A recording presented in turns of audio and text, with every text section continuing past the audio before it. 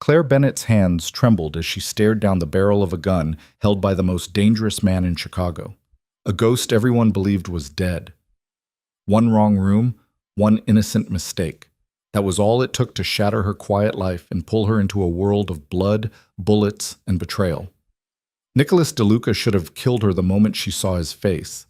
Instead, he let her walk away. But in his world, mercy is a luxury no one can afford. Now they're both running out of time, and the only way out might be together. If you're ready for a story of danger, sacrifice, and impossible choices, stay with me until the end.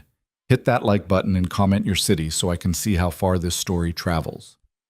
The master keycard felt heavier than it should have in Claire Bennett's pocket as she stepped off the service elevator onto the 42nd floor of the Sinclair Grand Hotel, her first solo shift. Her supervisor, Mrs. Chen, had delivered that news with a tight smile and a warning. The VIP suites require perfection. One complaint and you're back to changing sheets in the economy wing.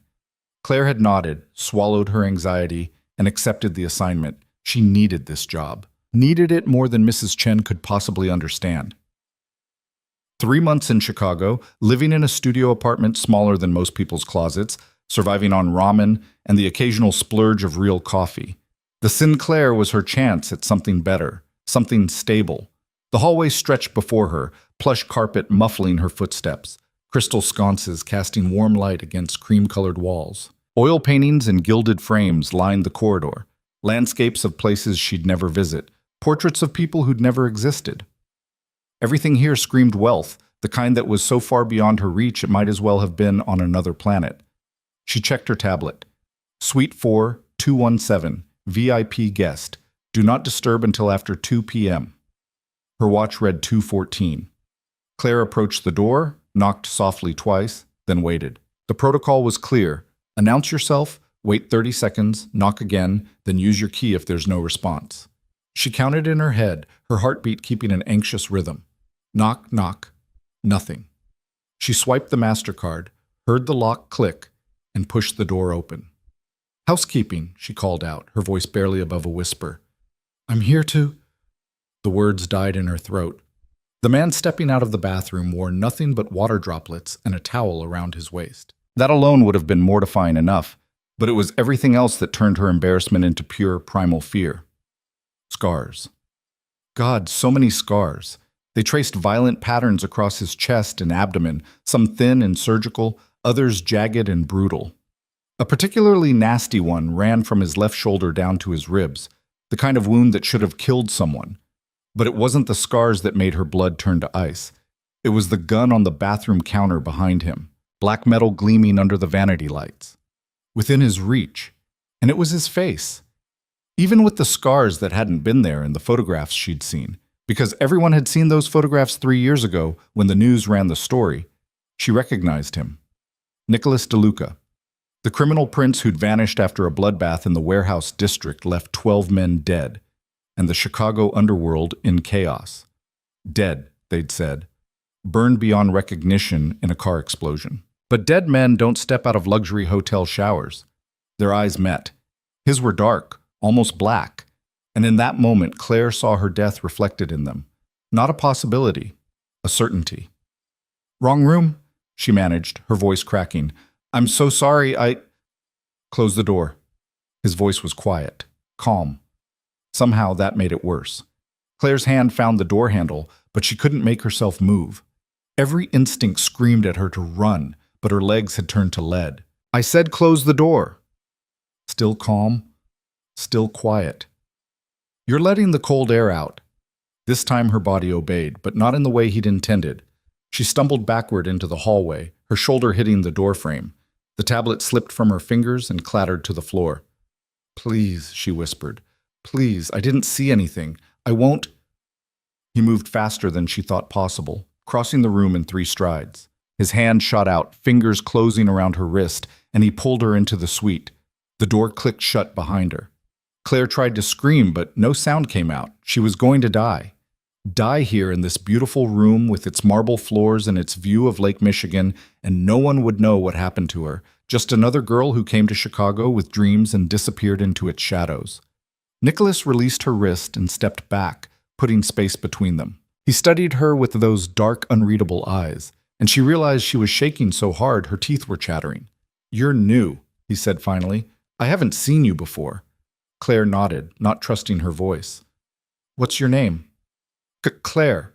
Claire Bennett." "Well, Claire Bennett, you've just made a very serious mistake." He moved back to the bathroom, and she heard the sound of fabric, him pulling on clothes, she hoped. When he emerged, he wore black pants and was shrugging into a white shirt, leaving it unbuttoned. The scars were still visible, a roadmap of violence across his skin. "What suite were you supposed to service?" 4217, she managed. "This is 4227. The numbers swam in her vision. How had she misread the tablet? How had she been so stupid? "I'm sorry," she said again, the words tumbling out. "I'm so sorry, I didn't mean to. I won't tell anyone, I swear, please." "Stop." He held up a hand and she fell silent. "You're going to walk out of here. You're going to finish your shift. You're going to go home. And you're going to forget you ever saw me. Understood?" Claire stared at him, not quite believing what she was hearing. You're letting me go?" Something flickered in his expression. Surprise, maybe? Or amusement? "Did you expect something else?" "I thought everyone thinks you're dead?" He smiled, but there was no warmth in it. "Everyone's right, as far as they need to be concerned. That man doesn't exist anymore." "Then who are you?" "No one you need to know."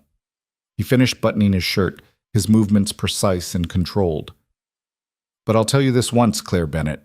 There are people who would kill you just for being in this room. People who would see you as a loose end that needs tying up. So when I tell you to forget you saw me, I'm not making a suggestion. I'm giving you a chance to live." The weight of his words settled over her like a shroud. This wasn't mercy. This was a warning. "I understand," she whispered. "Good." He moved to the door, opened it, glanced down the hallway. Empty. "Go. And Claire, next time double-check the room number." She didn't need to be told twice. Claire grabbed her tablet from where it had fallen and fled, her heart hammering against her ribs. She didn't look back, didn't stop until she reached the service elevator and the doors closed between her and that terrible room. As the elevator descended, she caught sight of her reflection in the polished metal doors. Pale face, wide eyes, hands still trembling. She looked like she'd seen a ghost. Maybe she had. Claire finished her shift on autopilot, moving through the remaining suites in a daze. Her hands changed sheets, scrubbed bathrooms, arranged fresh flowers. But her mind was 42 floors up, replaying those few terrible minutes over and over. Nicholas DeLuca was alive, and she was the only person who knew. By the time she clocked out, the Chicago twilight had painted the sky in shades of orange and purple. The city stretched out before her, vast and indifferent, swallowing her into its evening crowds as she made her way to the L station. She should have felt relief. He'd let her go. She was alive. But instead, a cold knot of dread had settled in her stomach and refused to loosen. There are people who would kill you just for being in this room. The train was crowded with the usual evening rush, businessmen in suits, students with backpacks, tired workers heading home. Claire found a seat near the back, pressed herself against the window, and tried to disappear into the anonymity of the city. That's when she noticed him. Dark jacket, baseball cap pulled low. Standing near the doors, not holding on to anything despite the train's movement. His stance was too balanced, too ready, and he was watching her. Claire's pulse kicked up. She told herself she was being paranoid, told herself that the encounter with Nicholas had put her on edge, made her see threats where there were none. But when she got off at her stop, the man in the dark jacket got off too. She walked faster, her sneakers slapping against the pavement. The familiar streets of her neighborhood suddenly felt foreign, full of shadows and places to hide. She could hear footsteps behind her, keeping pace. "You're imagining it," she told herself. "You're just scared." But when she turned the corner onto her street, she risked a glance back. The man was still there. And now there was another one, taller, broader, wearing a gray hoodie. Claire broke into a run. Her apartment was 3 blocks away. 3 blocks that suddenly felt like 3 miles. Her breath came in ragged gasps, her bag bouncing against her hip. She could hear them behind her now, not even trying to be subtle. "Hey!" one of them called out. "Hey, stop!" Like hell she would. Claire rounded another corner, nearly colliding with a woman walking her dog. She mumbled an apology and kept running, her legs burning, her lungs screaming. 2 more blocks. Just 2 more blocks. A hand grabbed her shoulder. She screamed, whirled around, swung her bag at her attacker. It connected with his face, the taller one, and he staggered back with a curse. "Crazy bitch," he spat, blood streaming from his nose. The other man, the one in the dark jacket, stepped forward. "We just want to talk. Stay away from me." Claire backed up, looking around frantically. The street wasn't empty, but no one was paying attention. This was Chicago. People minded their business. "I don't know what you want, but you were in his room," Dark Jacket said. "We need to know what you saw." "Nothing. I didn't see anything." "Then why'd you run?" Before she could answer, a black SUV pulled up to the curb, tires screeching. The back door opened and a voice she recognized cut through the night air. "Get in." Nicholas. Claire's brain couldn't process what was happening. These men were after her because of him, but now he was here, and they all seemed to freeze at his appearance. The 2 men stepped back, their aggressive postures shifting to something that looked almost like fear. "Mr. DeLuca," Dark Jacket said, "we were just—" "I know exactly what you were doing, Marcus." Nicholas's voice was ice. "I told everyone to leave her alone. Tony said she was a risk, said she needed to be handled." "Tony doesn't make those calls. I do." Nicholas looked at Claire, still pressed against the brick wall of a bodega, her chest heaving. "Get in the car, Claire." She didn't move. Going with him felt like jumping from the frying pan into the fire. "Now," he said, and this time it wasn't a request. Claire stumbled to the SUV and climbed in. The leather seats were cool against her skin. Nicholas slid in beside her, pulled the door shut, and the vehicle pulled away from the curb before she could even think about changing her mind. "Are you hurt?" he asked. "No?" Her voice sounded strange, distant. "Who were they?" "My men." His jaw tightened. "Or they were. That's going to change." "They wanted to kill me." "Yes." The casual confirmation made her stomach turn. "But you said if I forgot, if I didn't tell anyone, and I meant it. But there are people in my organization who don't trust loose ends." He pulled out his phone, typed something quickly. "Especially when those loose ends walk into a room they shouldn't have been in and see a face that's supposed to be dead." "I didn't tell anyone. I swear I didn't." "I believe you." He pocketed the phone. "But belief isn't currency in my world. Fear is. Control is. And right now some of my men think you're a threat that needs eliminating." Claire pressed her hand to her mouth, fighting back tears. This couldn't be happening. 24 hours ago, her biggest worry was making rent. Now she was sitting in a car with a dead man while his own people hunted her. "What happens now?" she whispered. "Now I fix this." The SUV turned onto Lakeshore Drive, the water dark and endless beside them. "I'm going to make it very clear that you're under my protection, that anyone who touches you answers to me. And that'll work?"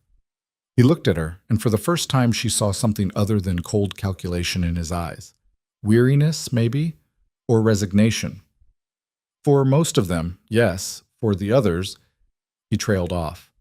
"What about the others?" "Let me worry about that."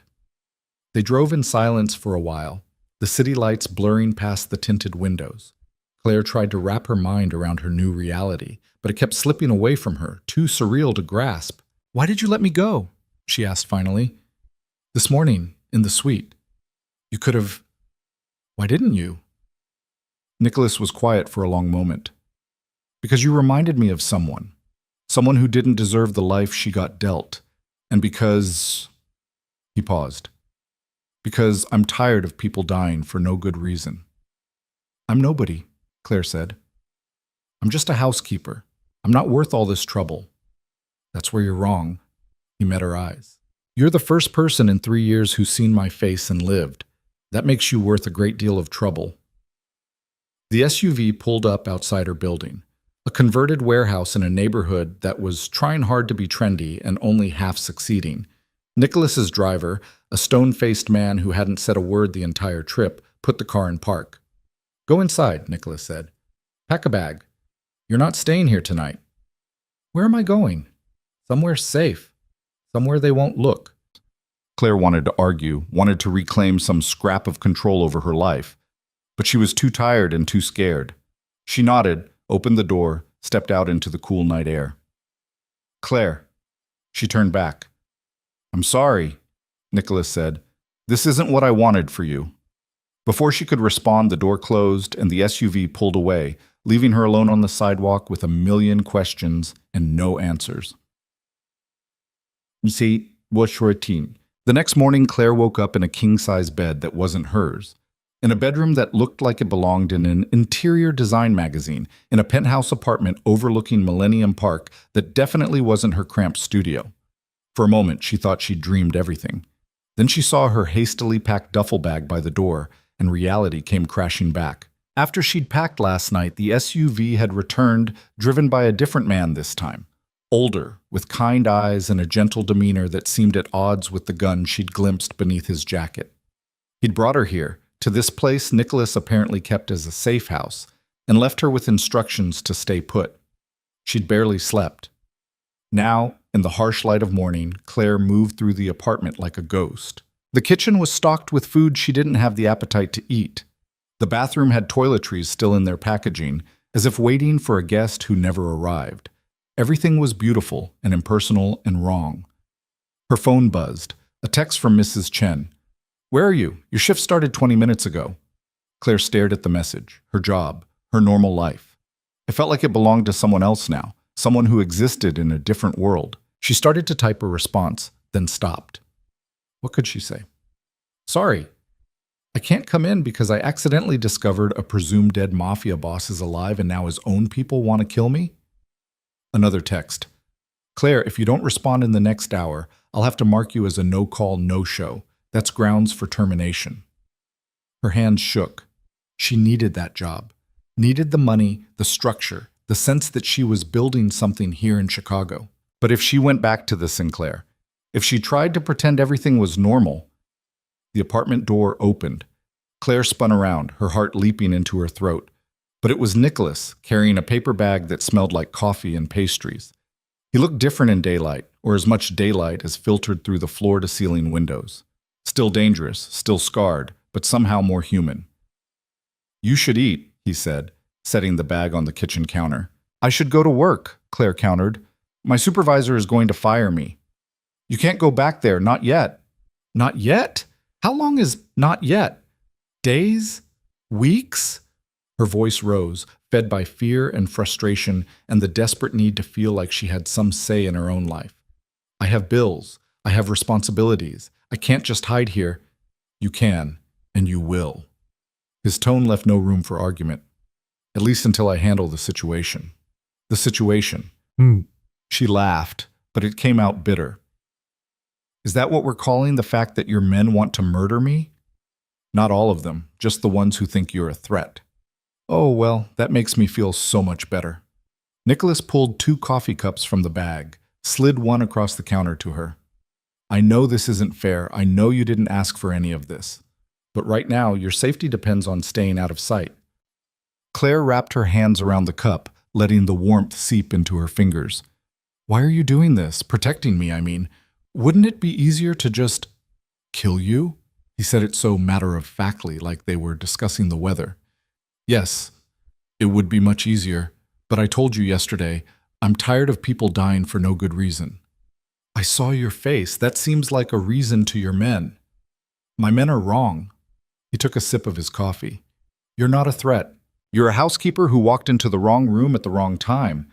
That's not a crime punishable by death. Isn't it, though? In your world? He met her eyes. My world has a lot of ugly rules. That doesn't mean I have to follow all of them. They stood in silence for a moment, the only sound the distant hum of traffic far below. Claire studied him, trying to reconcile this man, who brought her coffee and spoke about protecting her, with the monster from the news stories, the criminal who'd allegedly orchestrated murders and extortion and God knew what else. Who did I remind you of? She asked quietly. Yesterday, you said I reminded you of someone. Something shifted in his expression, pain, quick and sharp, before he locked it away. My sister. She was kind like you, gentle. The underworld was no place for someone like her, but she got dragged into it anyway because of me, because I couldn't protect her from my choices. What happened to her? She died 3 years ago, same night I supposedly died. He set his cup down with careful precision. The men who killed her thought they were killing me. They were wrong. I'm sorry, Claire said, and meant it. Don't be. Just stay alive. That's all the apology I need. Before Claire could respond, Nicholas's phone rang. He glanced at the screen and his jaw tightened. I have to take this. Don't leave the apartment. He stepped into the other room, his voice dropping to a murmur she couldn't make out. Claire sank onto one of the bar stools, her coffee forgotten, and tried to figure out how her life had derailed so completely in less than 48 hours. She was still sitting there when Nicholas returned, his expression grim. What is it? She asked. We have a problem, he said. One of my lieutenants is asking questions. Wants to know why I'm protecting some random hotel maid. Wants to know what you saw, what you know. I don't know anything. He doesn't believe that, and he's gathering support, talking to other people in the organization. Nicholas ran a hand through his dark hair. This is worse than I thought. What does that mean for me? It means you need to stay here, stay quiet, and stay away from the windows. I'm going to handle this, but it might take a few days. A few days trapped in this beautiful prison, while dangerous men decided whether she lived or died. Claire felt hysterical laughter building in her chest and had to bite it back. Okay, she said, because what else could she say? I'm leaving someone outside. If you need anything, he'll take care of it. But Claire? He waited until she met his eyes. Trust no one except him, no matter what they say, no matter who they claim to be. Understood? She nodded, not trusting her voice. Nicholas moved toward the door, then paused. For what it's worth, this will be over soon, one way or another. That was supposed to be reassuring, Claire supposed, but all she heard was the underlying message. One way or another, your life will never be the same. The door closed behind him, and she was alone again. 3 days passed in a blur of anxiety and boredom. The guard Nicholas had posted, a quiet man named Marcus, who'd apparently had a change of heart after their encounter on the street, checked in periodically, but otherwise left her alone. Claire spent her time staring out at the Chicago skyline, wondering if she'd ever feel safe in this city again. On the 4th day, she made a decision. She couldn't hide forever, couldn't let fear control her life. And most importantly, she couldn't ignore the gnawing feeling that Nicholas was in more danger than he'd let on. She'd spent the last 3 days thinking about everything he'd said, every carefully chosen word. One of my lieutenants is asking questions. Not lieutenants, plural. One specific person. And the way he'd said it, the tension in his voice. Claire pulled out her phone and did something she'd been avoiding. She researched Nicholas DeLuca. The articles were easy to find. 3 years ago, they'd been everywhere. The DeLuca crime family had been one of Chicago's most powerful, controlling everything from the docks to half the restaurants in the city. And Nicholas had been the heir apparent, being groomed to take over from his aging father. Then came the bloodbath. 12 men dead in a warehouse fire. Among them, allegedly, Nicholas DeLuca and his younger sister Elena. The surviving members of the organization had scattered, some arrested, some disappearing into the shadows. The power vacuum had led to years of violence as other families fought to claim the DeLuca territory. But if Nicholas was alive, Claire's blood ran cold as the pieces fell into place. If Nicholas was alive and trying to stay hidden, and one of his old lieutenants had discovered he was in Chicago, that lieutenant wouldn't just ask questions. He'd try to eliminate the threat to his new power. Or worse, try to force Nicholas back into the organization. Either way, Claire wasn't the only one in danger. She needed to warn him. But how? She didn't have his number, didn't know where he was. All she had was Marcus outside the door, and she didn't know if she could trust him. Claire paced the apartment, her mind racing. Then she remembered. The Sinclair. Nicholas had been staying there under a false identity. If he was trying to maintain that cover, he might still go back. It was a long shot. A stupid risk. But sitting here waiting felt like giving up. She grabbed her jacket, took a deep breath, and opened the door. Marcus looked up from his phone. Miss Bennett? Everything okay? I need to go out. Mr. DeLuca said you should stay inside. I know what he said, but I need to go to the hotel. It's important. Marcus frowned. I can't let you leave. My orders are to protect me, right? Claire met his eyes. Then come with me. But I'm going either way. For a long moment they stared at each other. Then Marcus sighed and stood up. If this gets me killed, I'm going to be very annoyed. Join the club, Claire muttered. The Sinclair lobby was busy with the usual afternoon crowd. Business travelers checking in, tourists asking for recommendations, wealthy guests who treated the staff like furniture. Claire felt exposed standing there in her jeans and jacket, Marcus hovering protectively nearby. Mrs. Chen spotted her immediately. Claire, where have you been? Do you have any idea how much trouble you're in? I know. I'm sorry. Claire's attention was caught by a group of men across the lobby. They wore suits, moved with purpose, and something about them set off every alarm bell in her head. Mrs. Chen, I need to ask you something. The guest in Suite 4227, is he still here? That's confidential information. Please, it's important. Mrs. Chen's expression softened slightly. Mr. Morrison checked out this morning, said he wouldn't be returning. Now, about your employment, Claire wasn't listening anymore. She scanned the lobby again, and this time she recognized one of the suited men. She'd seen his face in her research, Anthony Russo, one of Nicholas's former lieutenants, the one who'd taken over significant portions of the DeLuca territory after the fire, and he was heading for the elevators with 3 other men. Marcus, she said quietly, we need to go, now. What's wrong? Those men, she nodded toward Russo's group. They're here for him.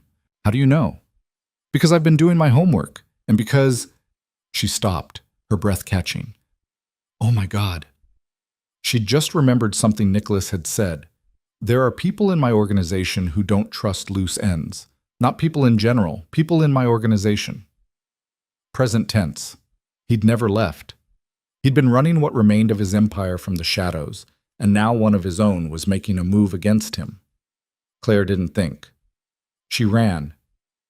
Miss Bennett, Mrs. Chen called after her, but Claire ignored her, weaving through the lobby crowd toward the service entrance. Marcus swore and followed. Where are you going? He demanded. To stop a murder! Claire hit the stairs at a run, taking them 2 at a time. Her legs burned, her lungs screamed, but she didn't slow down. 42 floors. She'd never make it in time.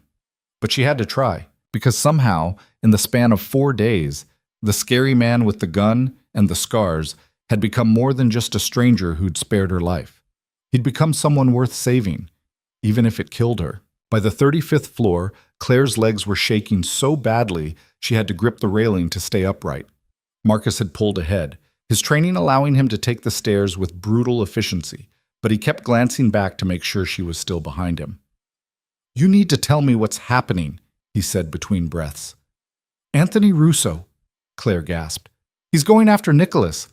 Marcus's face went pale. Russo's here in the hotel? Saw him in the lobby. 4 men with him, heading for the elevators. Christ. Marcus pulled out his phone, started to dial, then stopped. If I call this in, half the people who answer work for Russo now. We're on our own. They hit the 42nd floor, and Claire yanked open the stairwell door. The hallway stretched before them, elegant and empty. Suite 4227 was at the far end, and every step toward it felt like walking toward a cliff edge. Stay behind me, Marcus ordered, drawing his gun. Claire's heart hammered against her ribs. This was insane. She was a housekeeper from Nebraska who'd come to Chicago with dreams of something better, and now she was running toward a confrontation between armed criminals like she had any business being there. But she kept moving. They were 20 feet from the suite when they heard voices inside. Raised, angry voices. 3 years, Nick. 3 years you let us think you were dead while we tore ourselves apart fighting over the scraps. That was Russo. Claire recognized his voice from a news interview she'd watched back when she was researching. I wanted out, Tony. Nicholas's voice, calm but edged with something dangerous. Elena's death was my wake-up call. I was done with this life. You don't get to be done. You're a DeLuca. You think you can just walk away from that? From us? Marcus positioned himself beside the door, weapon ready. He looked at Claire, mouthed the word wait, and she nodded. Inside, Russo was still talking. I built something out of the ruins you left behind, took your territory, your contacts, your money, and made it into something that actually works. And now you think you can come back and take it all away? I'm not taking anything, Tony. I don't want it. Liar. Why else would you be in Chicago? Why else would you be running operations from the shadows? I'm not running anything. I'm tying up loose ends so I can disappear for good. A laugh, harsh and ugly. You really expect me to believe that? I don't care what you believe, but I'm giving you a chance to walk away from this. Take the Empire. Keep it. I won't interfere. Your word means nothing to me anymore. The sound of a gun cocking made Claire's blood run cold. Marcus moved before she could react, kicking the door open and raising his weapon. Drop it, Russo. Claire saw it all unfold like a nightmare in slow motion. The suite's living room had been rearranged, furniture pushed to the walls, creating an open space in the center. Nicholas stood near the windows, unarmed, his hands visible and empty. Russo and his 3 men formed a semicircle facing him, weapons drawn. When Marcus burst in, everyone turned. For one frozen heartbeat, no one moved. Then, everything went to hell. Russo's men opened fire. Marcus dove left, returning shots that shattered a crystal lamp. Claire dropped to the floor, her hands over her head, her ears ringing from the deafening gunfire. She saw Nicholas move. God, he was fast, rolling behind the overturned couch and coming up with a gun she hadn't seen him draw. Claire, get out, he shouted. But she couldn't move. Couldn't do anything but press herself against the floor and pray. One of Russo's men went down, Marcus's bullet catching him in the shoulder. Another turned his weapon toward Marcus, and Nicholas fired twice. The man crumpled. You brought a witness? Russo's voice cut through the chaos.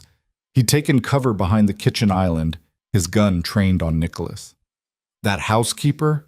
The one you've been protecting? What is she? Your new weakness? She's nobody, Nicholas said. Let her go. She saw your face. That makes her everybody. Russo's smile was cruel. You always were too soft, Nick. Even when we were kids, you couldn't make the hard calls. That's why your father never really trusted you to take over. My father was a monster. I'm glad I disappointed him. And look where that got you. Dead sister, dead reputation, living like a ghost in hotel rooms, pretending you're someone else. Russo shifted his aim toward where Claire lay frozen. At least when I'm done here, you'll actually be dead. Starting with her. Nicholas's voice went flat, empty of everything except promise. Tony, if you point that gun at her for one more second, I will end you. You and what army? Marcus is your only backup, and my guys are already... The window exploded. Claire screamed as glass rained down, the sound of shattering crystal mixing with shouts of confusion. For a wild moment, she thought someone had fired a rocket launcher, but then she saw the figures rappelling through the broken window, 3 men in tactical gear moving with military precision. Federal agents, one of them shouted. Everyone on the ground now! Russo swore viciously and bolted for the door. One of his remaining men followed, but the other raised his weapon toward the agents. The lead agent fired once, clean and professional, and the man went down. Marcus was already on his feet, gun lowered, hands visible. Don't shoot! I'm on your side! Nicholas hadn't moved from behind the couch. His weapon was pointed at the floor, but Claire could see the calculation in his eyes, the split-second decision tree playing out. Run? Fight? Surrender? Nick, don't, she heard herself say. He looked at her then, really looked at her, and something in his expression shifted. Nicholas DeLuca, the lead agent said, you're under arrest for...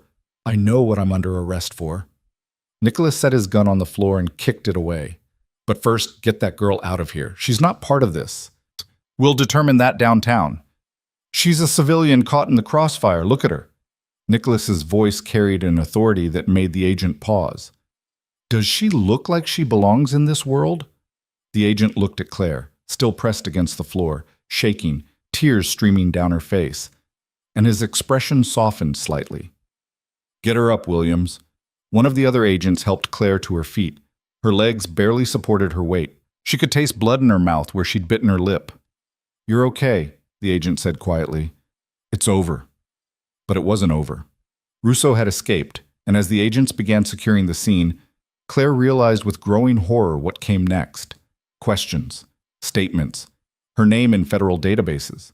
If Russo had gotten away, he'd know exactly who she was and what she'd done.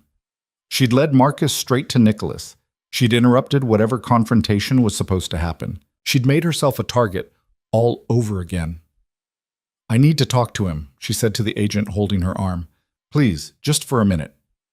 "Ma'am, that's not—" "Please." Something in her voice must have gotten through to him, because he sighed and walked her over to where Nicholas sat in cuffs on the expensive couch. Two agents stood guard, but they stepped back slightly when they approached. Claire knelt down so she was eye level with him. "I'm sorry. I thought I was helping. I thought—" "You saved my life," Nicholas said simply. "What?" Tony was stalling, waiting for more men to arrive. Another 5 minutes, and we'd both be dead. He nodded toward the agents. "They were already watching the hotel. Your dramatic entrance sped up their timeline." "How do you know that?" A ghost of a smile crossed his face. "Because I called them." Claire's world tilted. "You what?" "I told you I was tying up loose ends. Tony was the biggest one." Nicholas leaned forward as much as the cuffs would allow. "I gave the FBI everything. Names, accounts, locations. Enough to dismantle what's left of the organization, in exchange for immunity and witness protection."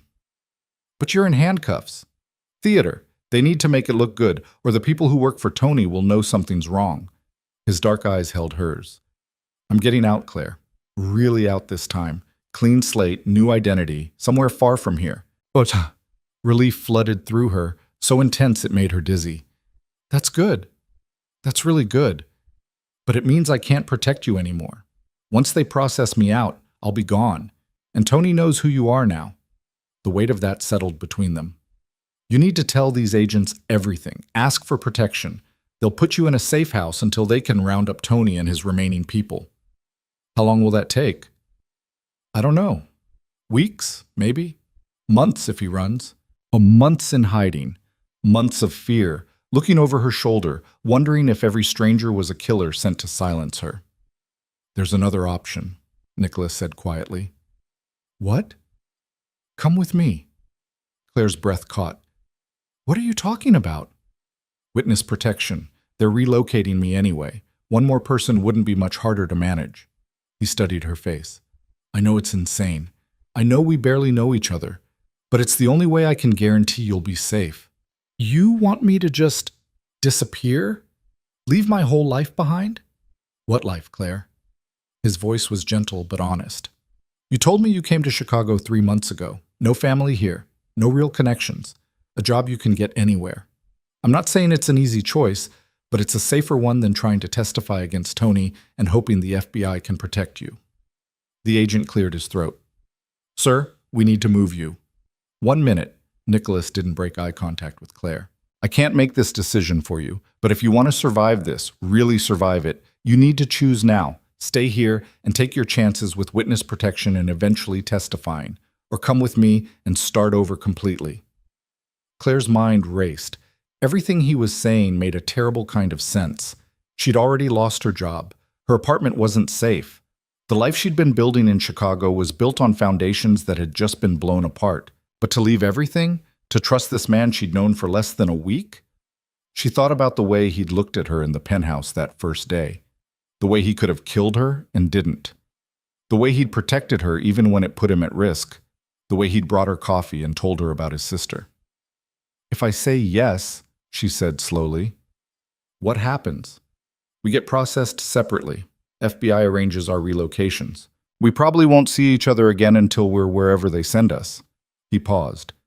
"And there's no guarantee they'll send us to the same place. They might decide it's safer to split us up." "Then why offer?" "Because I'm going to insist you're part of my package deal. I'm the one with the information they want. That gives me leverage." His expression softened. "And because you deserve a chance to actually live, not just survive." The lead agent was getting impatient. "DeLuca, time's up." "Claire," Nicholas said her name like a prayer. "Yes or no?" She should say no. Any rational person would say no. But Claire had learned over the past few days that rationality had limits when bullets were flying and your name was on a hit list. "Yes," she whispered. Something flickered in his eyes. Relief, maybe, or hope. "Tell Agent Morrison you want to be included in my protection package. Use those exact words. He'll know what it means." "Okay. And Claire?" Whatever happens next, whatever they ask you, tell them the truth. All of it. The only way this works is if you're completely honest. The agents pulled him to his feet. Claire watched them lead him toward the shattered doorway, his hands still cuffed, his posture straight and proud despite everything. Agent Morrison approached her. "Miss Bennett, we need to get you out of here. There's a lot of broken glass and we've got more personnel incoming." "I want to be included in Nicholas DeLuca's protection package," Claire said, the words coming out stronger than she felt. Morrison's eyebrows rose. "Excuse me? That's what he told me to say. I want witness protection, I want to be relocated, and I want it to be part of whatever deal he's making with you." The agent studied her for a long moment. "You understand what you're asking for? Witness protection isn't a vacation. It's permanent. You'd be leaving everything behind. I understand. And you'd be willing to testify against Anthony Russo and others in the DeLuca organization?" "If it means staying alive, yes." Morrison pulled out his phone, typed something quickly. "Wait here." The next 3 hours were a blur of questions, statements, and paperwork. They took Claire to a federal building downtown, put her in a small room with uncomfortable chairs and fluorescent lighting that made everything look sickly. Different agents cycled through, asking her to repeat her story over and over, looking for inconsistencies. She told them everything. The wrong room, Nicholas's face, the men who'd chased her, the safe house, her research, the decision to warn Nicholas about Russo. "That was incredibly stupid," one agent told her bluntly. "I know," Claire said. "But I'm still alive, so maybe it was also a little bit smart." Around hour 4, Morrison came back with coffee and what looked like sympathy. "Your story checks out. DeLuca confirmed everything you said. Is he okay?" "He's fine. Cooperative. We're processing him out now." Morrison sat down across from her. "I need to ask you something, and I need you to be completely honest. What's your relationship with Nicholas DeLuca?" Claire laughed, the sound brittle. "I don't know. A week ago, I didn't know he existed. Now I'm in witness protection because of him. What would you call that?" "I'd call it complicated." "Then that's your answer. It's complicated." Morrison drummed his fingers on the table. "He's insisting you be relocated with him. Same city, same protection detail. That's unusual. But possible." "Possible, yes. Smart?" He shrugged. "That depends on why you're agreeing to this. If you think you owe him something, you don't. If you're scared he'll hurt you if you refuse, we can protect you separately." "I don't owe him anything," Claire said, "and I'm not scared of him. I'm scared of the men who want both of us dead, and I figure my odds are better with someone who knows how they think." "Fair enough." Morrison stood up. "We'll need a few days to arrange everything. In the meantime, you'll stay in a secure location. No phone calls, no internet, no contact with anyone from your old life." "What about my things? My apartment?" "We'll send someone to pack up your essentials. Everything else gets left behind. That's non-negotiable."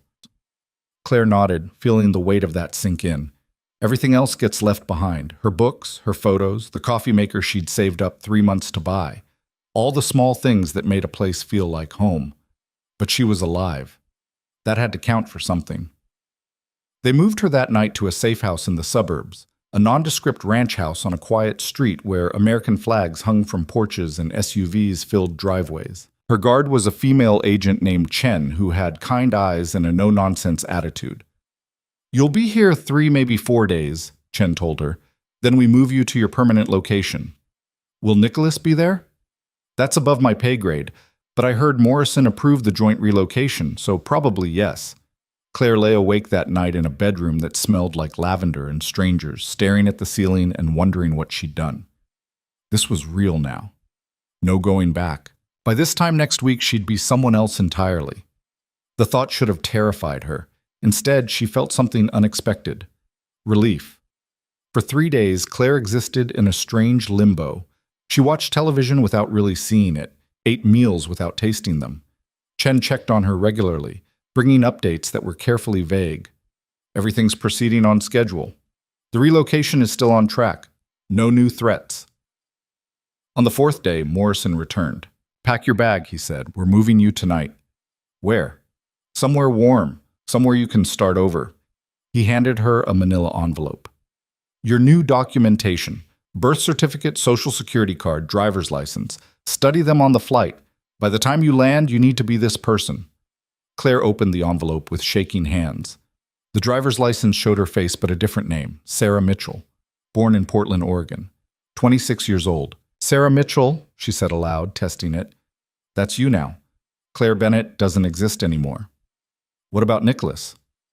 He'll be on the same flight, different seat, no contact until you're both in the new location. Once you're there, you'll share a protection detail, but maintain separate residences. Morrison's expression was serious. I need to be clear about something, Miss Mitchell. This isn't a romance novel. We're not setting you up to play house with a reformed criminal. We're giving you both a chance to survive and testify when the time comes. What you do beyond that is your business, but don't mistake this for anything other than what it is. I understand. Do you? Because once you're there, you're stuck. No coming back to Chicago, no contacting old friends or family. You slip up once, you lead Russo right to both of you. I said I understand. Morrison studied her for a moment, then nodded. Chen will drive you to the airport. Private terminal, unmarked plane. You'll be in the air in 2 hours. The drive to the airport passed in a haze. Claire watched Chicago slip past the windows, the city that was supposed to be her fresh start, now just another place she'd failed to make work. She'd come here with a suitcase and a dream. She was leaving with less than she'd arrived with. But she was leaving alive. The private terminal was small and quiet, just a handful of people moving through security. Chen walked her to a gate where a man in a suit waited. This is Agent Brooks, Chen said. He'll accompany you on the flight. What about Nicholas? Brooks gestured toward the plane visible through the windows. Already aboard. You'll board separately, sit separately. No communication until you're both secure in the new location. Can I at least see him? Know he's really there? Brooks exchanged a look with Chen, then sighed. 5 minutes. But you don't talk to him. They walked her onto the plane, a small private jet with leather seats and too much quiet. Nicholas sat near the back, staring out the window. He'd changed clothes, jeans and a dark sweater instead of the suit he'd worn at the hotel. Without the expensive tailoring, he looked younger, less dangerous. He turned when she entered, and their eyes met. Claire wanted to say something. Thank you, I'm scared. Are we insane? But Brooks was right there, and the rules were clear. So she just looked at him, trying to communicate everything she couldn't say out loud. Nicholas nodded slightly, and she saw her own fear and hope reflected in his expression. Then Brooks was guiding her to a seat at the front of the plane, and the moment broke. Buckle up, Brooks said. It's a 4-hour flight. Claire strapped herself in and pressed her forehead against the window. Below, Chicago glittered like a jewelry box, millions of lives playing out in those lights. Somewhere down there, Anthony Russo was planning his next move. Somewhere down there, her empty apartment sat waiting for a tenant who would never return. And somewhere behind her on this plane, Nicholas DeLuca was starting over, just like she was. The engines roared to life. The plane began to move. Claire closed her eyes and tried to imagine what came next. A new city. A new name. A new life built on the ashes of her old one. She'd come to Chicago looking for something better. Maybe she'd just found it, even if it looked nothing like she'd imagined. The plane lifted off, and Claire Bennett disappeared into the clouds. When they landed 4 hours later, the air was humid and smelled like ocean. Brooks led her down the steps onto a small private airstrip where palm trees swayed in the breeze. Welcome to Florida, he said. A woman waited at the bottom of the stairs. Short hair, professional suit, the kind of calm competence that suggested she'd seen everything twice. Sarah Mitchell? It took Claire a moment to respond to the name. Yes. I'm Agent Reeves. I'll be your primary contact here. We've got a car waiting. Claire glanced back at the plane, but Nicholas was still inside, presumably waiting his turn. When will I see him? She asked. DeLuca? Tomorrow. We're setting you both up in separate apartments tonight. Then we'll arrange a meeting to go over the ground rules. Reeves gestured toward a black sedan. For now, let's get you settled. The safe house they'd arranged for her was a small apartment in a beachside community, the kind of place where tourists came to forget their problems and locals worked 3 jobs to afford rent. Claire's unit was on the 2nd floor, overlooking a parking lot and a slice of ocean visible between buildings. It was nothing like the penthouse Nicholas had hidden her in, nothing like her cramped Chicago studio.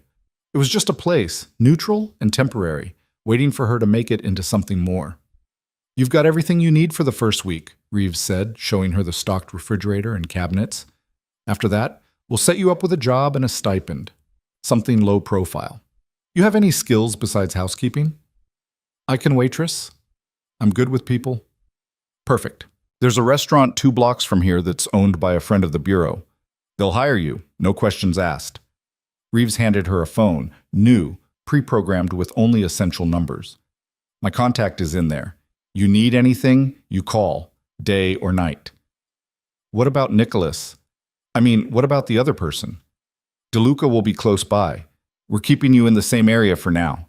Reeves's expression was hard to read. Morrison told me you asked to be placed together. Can I ask why? Claire sat down on the couch, exhaustion finally catching up with her. Because he's the only person who understands what I'm going through. Because I'm scared, and he's less scary than the alternative. Because... She trailed off. Because you care about him, Reeves finished. I don't know him well enough to care about him. Sometimes that's when it's easiest. Reeves moved toward the door. Get some sleep. Tomorrow's going to be a long day. After she left, Claire wandered through the apartment, touching surfaces, opening cabinets, trying to make the space feel real. In the bathroom, she found toiletries laid out. Generic brands, nothing personal. In the bedroom, clothes in her size hung in the closet, tags still attached. Someone had built a life for Sarah Mitchell. Now all Claire had to do was figure out how to live it. She didn't sleep that night. Just lay in the unfamiliar bed, listening to unfamiliar sounds. Car engines, distant music, the rhythmic crash of waves she couldn't quite see. Her mind kept returning to Nicholas. Somewhere in this same city, probably not sleeping either. Tomorrow she'd see him. Tomorrow, they'd figure out what came next. Tomorrow, Sarah Mitchell's life would really begin. Morning came too soon, washing the apartment in pale gold light that made everything look softer than it was. Claire, Sarah, she had to remember to think of herself as Sarah, stood under the shower and let the water run hot enough to hurt, trying to wash away the feeling that she'd made a catastrophic mistake. Agent Reeves arrived at 9 sharp, accompanied by a man she introduced as Marshal Torres. He had the weathered look of someone who'd spent years expecting the worst and rarely being disappointed. We need to go over some rules, Torres said without preamble. He sat at the small dining table and pulled out a folder thick with documents. Rule 1. You don't exist before 6 months ago. Sarah Mitchell moved here from Portland looking for work. You've got a full backstory in here. Memorize it. Where you went to school, where you worked, family details. Someone asks you a question. You answer from this script. Claire took the folder, flipped through pages of her manufactured history. Sarah Mitchell had worked at a coffee shop in Portland, had a mother who died of cancer 2 years ago. No siblings, no complicated past, just a simple, forgettable life. Rule 2, Reeves continued, you don't talk about Chicago, ever. Not to coworkers, not to neighbors, not to people you think you can trust. The moment you mention that city, you put a target on your back. What if someone recognizes me? What if... They won't, Torres said flatly. You're nobody, Miss Mitchell. No offense, but you're not famous. You're not remarkable. You're exactly the kind of person who can disappear without anyone noticing. It should have hurt, hearing it put so bluntly. Instead, Claire felt a strange comfort in the words. Being nobody meant being safe. Rule 3, Reeves said, you maintain minimal contact with DeLuca in public. We're allowing you to live in the same area because we think keeping you together reduces flight risk. But you're not a couple. You're not friends. You're 2 people who happen to be in the same protection program. What about private contact? Torres and Reeves exchanged a look that Claire couldn't quite read. We're not going to police what you do in your own time, Torres said carefully. But understand that every interaction is a risk. The more connected you are, the more vulnerable you both become. When do I see him? This afternoon. We're meeting at a neutral location to set expectations. Reeves stood up. In the meantime, Torres is going to run you through some basic security protocols. How to spot a tail. What to do if you think you've been compromised. Standard stuff. The next 3 hours were an education in paranoia. Torres taught her to watch for the same car appearing in multiple locations. Taught her to vary her routes, never establish patterns. Taught her that the price of safety was constant vigilance. By the time they drove her to the meeting location, a quiet park overlooking the ocean, Claire's head was spinning with protocols and procedures and what-ifs. Nicholas was already there, sitting on a bench beneath a palm tree, watching the waves. He wore sunglasses and a baseball cap, the kind of anonymous tourist costume that made him blend into the Florida landscape. But Claire would have recognized him anywhere. Something about the way he held himself, the careful stillness that suggested coiled energy just beneath the surface. 30 minutes, Torres said. We'll be watching, but we'll give you space to talk. Claire approached the bench slowly, suddenly uncertain. What did you say to someone you'd agreed to run away with? Someone you barely knew, but whose face had become the most familiar thing in your new world? Hey, she said quietly. Nicholas looked up, and she saw her own uncertainty reflected in his expression. Hey yourself. How'd you sleep? Didn't? She sat down beside him, maintaining a careful distance. You? Same. He pulled off the sunglasses and she saw the fatigue in his eyes. This is surreal. That's one word for it. They sat in silence for a moment, watching a jogger pass by, a couple walking their dog, all the normal people living their normal lives. I've been thinking, Nicholas said finally, about what Morrison said, that this isn't a romance, that we're just two people trying to survive. Yeah? He's right. We shouldn't pretend this is something it's not. He turned to face her. But I also think we need to be honest about what it is. You saved my life, Claire, twice. First by warning me about Tony, then by bringing the FBI's timeline forward. I owe you. You don't owe me anything. You saved me first. Then we're even. A ghost of a smile. Or we're both idiots who keep saving each other when we should be running. Probably that one. Nicholas reached out, hesitated, then let his hand rest on the bench between them. Not touching, but close enough that Claire could feel the warmth of his skin. I want to try something, if you're willing. Try what? Friendship. Real friendship. Not just two people thrown together by circumstances. His voice was careful, measured. I don't have many of those. Never did, really. The life I lived didn't leave room for people you could actually trust. But maybe here, maybe as someone else, I could learn. Claire looked at his hand on the bench, at the scars visible on his wrist where his sleeve had ridden up. Friendship seemed like such a small word for what they'd been through together. But maybe it was the right place to start. I'd like that, she said. Yeah? Yeah, but fair warning, I'm a terrible friend. I forget birthdays and I'm bad at keeping in touch, and I have a tendency to adopt stray cats even though I'm allergic. I've killed people, Nicholas said conversationally. So I think you're probably still ahead on the good friend scale. The casual way he said it should have shocked her. A week ago, it would have. But now Claire just nodded, accepting it as truth. We're a real pair, aren't we? The worst. But he was smiling, and for a moment he looked younger, less haunted. They got you set up with a job yet? Restaurant 2 blocks from my apartment. You? Marine repair shop near the docks. Apparently I have skills that transfer. He shrugged. I grew up around boats. My father had a yacht he used for business. Before everything went to hell, I thought maybe I'd get into sailing, actually do something with my hands instead of just signing orders. You can still do that. Here. Now. Maybe. He looked out at the ocean. It's strange, you know? I spent 3 years hiding who I was, but I was still in Chicago. Still running the organization from the shadows because I didn't know how to fully let go. And now I have to let go whether I'm ready or not. Are you ready? I don't know. Ask me in a year. He stood up, stretched. Torres is giving us the evil eye. I think our 30 minutes is up. Claire rose beside him. When will I see you again? I don't know. They want us to keep our distance for the first few weeks. He put the sunglasses back on, becoming anonymous again. But Claire, if you need anything, if you're scared, if something feels wrong, you call Reeves and you tell her. Don't try to handle it alone. Same goes for you. I've been handling things alone for a long time. Well, now you don't have to. Something shifted in his expression, visible even behind the dark lenses. I'm going to hold you to that. They walked back to where Torres and Reeves waited by separate cars. Claire watched Nicholas drive away, then climbed into Reeves's sedan for the ride back to her apartment. That went well, Reeves observed. Did it? You didn't cry, you didn't kiss him, and you didn't make any promises you can't keep. In my book, that's a win. Reeves navigated through traffic with practiced ease. You start at the restaurant tomorrow. Owner's name is Joe Mendez. He knows you're in the program, but he doesn't know the details.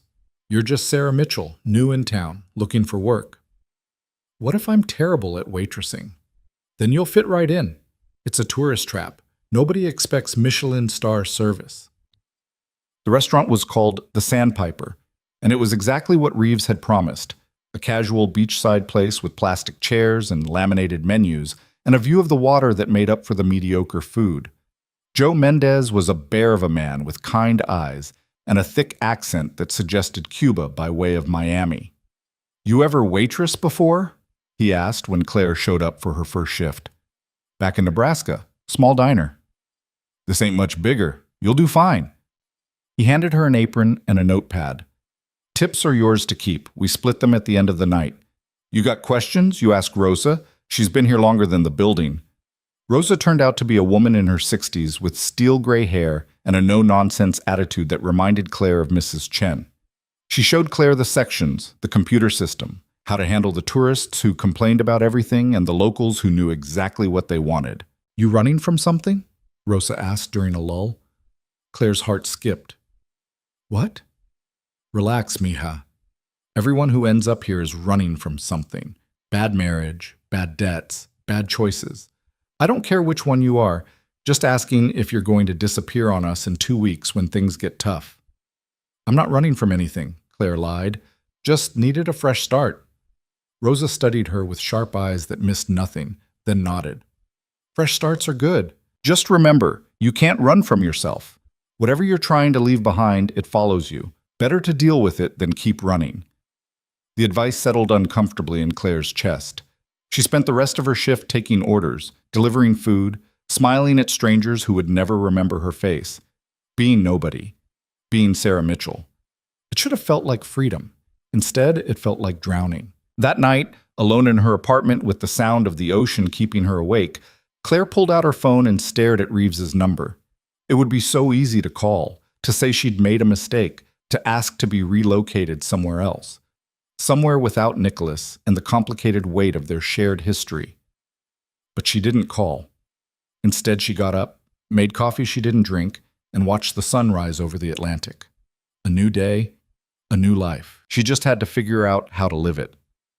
2 weeks passed in a blur of routine. Claire worked her shifts at the Sandpiper, learned the regulars' names, banked her tips in an account Reeves had set up for her. She bought groceries from the corner market, learned to navigate the bus routes, became Sarah Mitchell, one small piece at a time. She didn't see Nicholas. Reeves checked in every few days, always casual, always watching. "You settling in okay? Any problems? Anyone asking questions?" Claire always said no, even though it was a lie. Even though she lay awake at night wondering where Nicholas was, if he was struggling like she was, if he regretted bringing her into this. On a Thursday afternoon, during a rare moment when the Sandpiper was empty between lunch and dinner rush, Rosa cornered her by the coffee station. "You got a man?" Claire nearly dropped the pot. "What?" "No." "Why?" "Because you got that look, like you're waiting for something, or someone." Rosa poured herself a cup, added enough sugar to make Claire's teeth hurt. "I know that look. Had it myself once." "There's no one." Liar, but Rosa said it kindly. "None of my business anyway. Just saying, if there is someone, life's too short to waste time pretending there isn't." Before Claire could respond, the door chimed and a group of tourists came in, loud and sunburned and demanding. She threw herself into work, grateful for the distraction. But Rosa's words stayed with her. That evening, as she walked home along the beach road, Claire saw him. Nicholas sat on the seawall, feet dangling, watching the sunset paint the sky in shades of orange and purple. He wore work clothes, jeans, and a faded t-shirt, and his hands were stained with what looked like grease or paint. Claire's feet carried her toward him before her brain caught up. "Hey," she said. He turned and his face lit up with genuine pleasure. "Hey, how have you been?" "Surviving. You?" "Same." He gestured to the space beside him. "Sit." She shouldn't. They were supposed to keep their distance, but Claire was so tired of following rules that kept her safe, but made her feel like a ghost. She sat. "I like your new look," Nicholas said. She'd cut her hair shorter, let the Florida sun lighten it a few shades. Sarah Mitchell's transformation. Suits you. Thanks. You look different too. He'd shaved the stubble he'd had in Chicago, and his skin had darkened from working outside. How's the boat shop? Good. Honest work. I'm terrible at it, but I'm learning. He held up his hands, showing her the calluses forming. Never thought I'd say this, but there's something satisfying about fixing things instead of breaking them.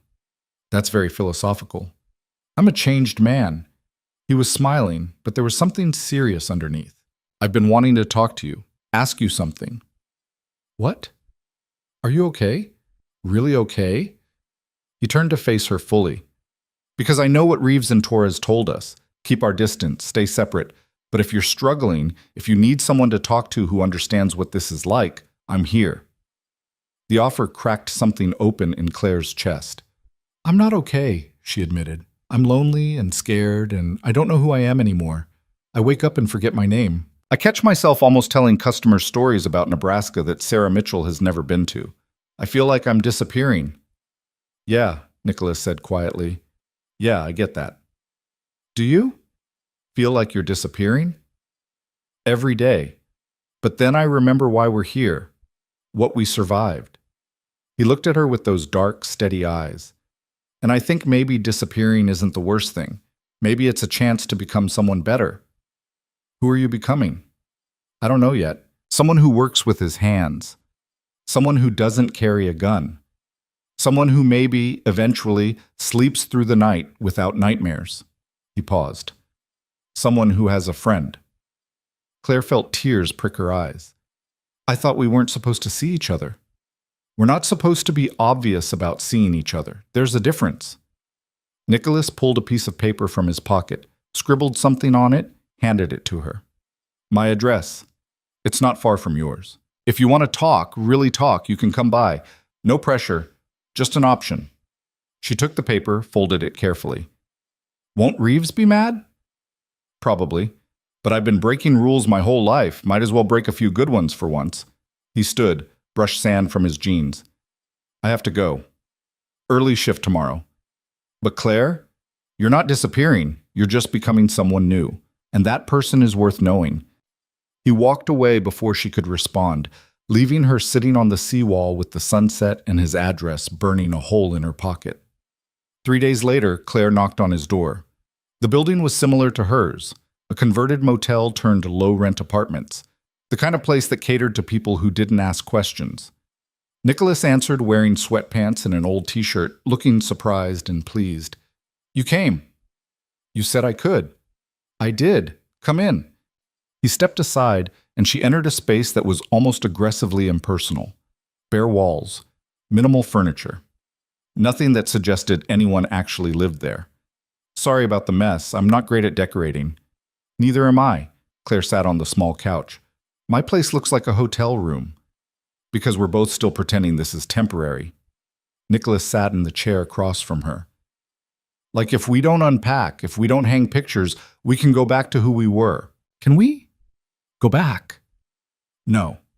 But accepting that is harder than it should be. They talked for hours that night, about nothing and everything. About the weird things they missed.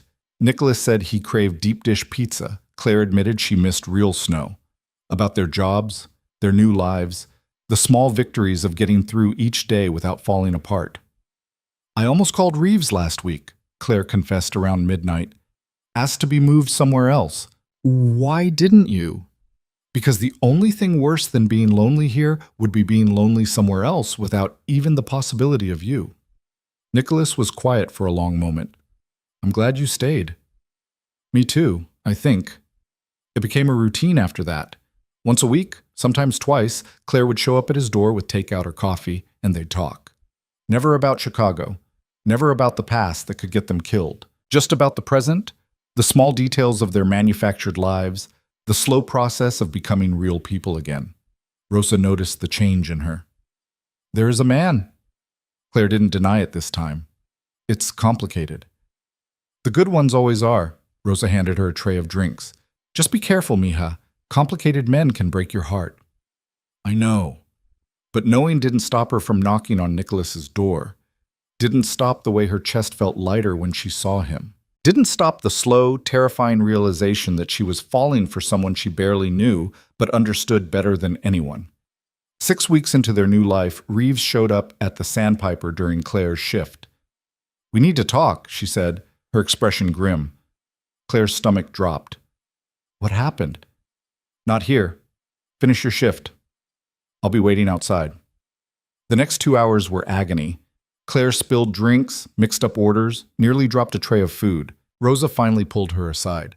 "Go," she said. "Whatever's wrong, go deal with it. I'll cover your tables." "I can't just leave. You're no good to me like this anyway. Go." Reeves was leaning against her car when Claire emerged. "Get in." They drove in silence to a coffee shop 3 miles away, far from anyone who might know Sarah Mitchell. Reeves ordered 2 cups, found a corner booth, and slid one across the table. "We have a problem," she said without preamble. "What kind of problem?" "The kind where Anthony Russo's people might know you're in Florida." The world tilted. "How?" "We're not sure yet. Could be a leak. Could be they got lucky. Could be you or DeLuca slipped up somewhere." Reeves's eyes were hard. "Have you been in contact with him?" Claire's mouth went dry. "Define contact. Have you seen him? Talked to him? Spent time with him against our explicit instructions?" There was no point in lying. "Yes." Reeves closed her eyes briefly, looking pained. "How often?" "Once or twice a week, at his apartment. We're careful. We don't go out together. We don't—" "It doesn't matter how careful you think you're being. Someone noticed. Someone always notices." Reeves pulled out her phone, showed Claire a grainy photo. 2 figures on a seawall at sunset. One was clearly Claire. The other could have been anyone, but Reeves had identified him. This was taken 3 weeks ago, posted on someone's Instagram with the caption, "Sunset Vibes." It got picked up by facial recognition software one of Russo's tech guys runs. Claire felt like she might throw up. "They know where we are?" "They know you're in Florida. That's a big state, and the photo doesn't give away much, but it narrows their search." Reeves pocketed her phone. "We're moving you, both of you, tomorrow." "Where?" "Somewhere without beaches. Somewhere you can't be spotted sitting on seawalls like you're on vacation." The anger in Reeves's voice was laced with something else. Disappointment. "You put both your lives at risk because you couldn't follow simple rules. We were careful. You were sloppy and selfish, and now we have to scramble to keep you alive." Reeves stood up. "Pack your things tonight. Someone will pick you up at 6 a.m. And Claire, this is your last chance. You screw up again. We can't protect you." The drive back to her apartment was silent. Claire felt numb, her mind unable to process what was happening. They were running again. Because of her. Because she'd been stupid enough to think she could have something normal. She called Nicholas as soon as she was inside. "They know," she said when he answered. "Russo's people. They know we're in Florida." A pause. "Reeves told you?" "She showed me a photo from 3 weeks ago on the seawall." "Damn." She heard him moving, the sound of drawers opening. "She's moving us?" "Tomorrow, 6 a.m. Claire sank onto her couch. "I'm sorry. This is my fault. I should have stayed away from you like they said." "Hey, stop." His voice was firm. "We both made this choice, and I don't regret it. Do you?" Did she? Regret the hours of conversation, the slow building of trust, the feeling that she wasn't completely alone in this nightmare. "No," she whispered, "I don't." "Then we pack our bags and we start over. Again, it's not ideal, but we're still breathing." A pause. "Can I see you before we go?" "Is that smart?" "Probably not, but I don't care anymore." 20 minutes later, there was a knock on her door. Claire opened it to find Nicholas standing there, and without thinking, without caring about rules or consequences, she stepped forward into his arms. He held her tight, his chin resting on her head, and for the first time in 6 weeks, Claire felt like she could breathe. "We're going to be okay," he said quietly. "How do you know?" "Because we have to be. Because I didn't survive 3 years in hiding just to let Tony Russo win now." He pulled back enough to look at her. "And because I'm not losing you. Not to him, not to anyone." The intensity in his voice made her heart race. "Nick, I know what this is supposed to be. I know what Morrison said, what Reeves says. But somewhere between that hotel room and here, you became the most important thing in my life." His hands came up to cup her face. "So we run. and we keep running, and we stay alive. Together. Claire couldn't find words, so she just nodded. They spent that night in her apartment, not sleeping, just talking in the darkness about everything they'd avoided before. He told her about his sister, about the night she died, about the 3 years he'd spent as a ghost. She told him about Nebraska, about the reasons she'd left, about the person she'd been before she became nobody. When dawn broke through the windows, they were sitting on the floor, shoulders touching, watching the sun rise over the ocean they were about to leave behind. "Ready?" Nicholas asked. Claire thought about everything she was leaving, the restaurant, Rosa, the apartment that had almost started to feel like home. But she looked at the man beside her, scarred and dangerous and somehow the safest thing in her world. And she knew the answer. "Yeah," she said, "I'm ready." The safe house in Montana was nothing like Florida. No ocean, no palm trees, no humid air that clung to your skin, just mountains, endless sky, and a silence so complete it felt like the world had forgotten they existed, which was exactly the point. Claire stood on the porch of the small cabin Reeves had arranged for her, wrapped in a jacket that barely cut the October chill, and wondered how many times a person could start over before they lost track of who they'd been in the first place. "You'll like it here," Reeves had said when she'd dropped Claire off 3 days ago. "It's quiet, safe, and there's no Instagram influencers looking for sunset photos." The dig had stung, but Claire couldn't argue. She'd been reckless in Florida. They both had, and now they were paying for it.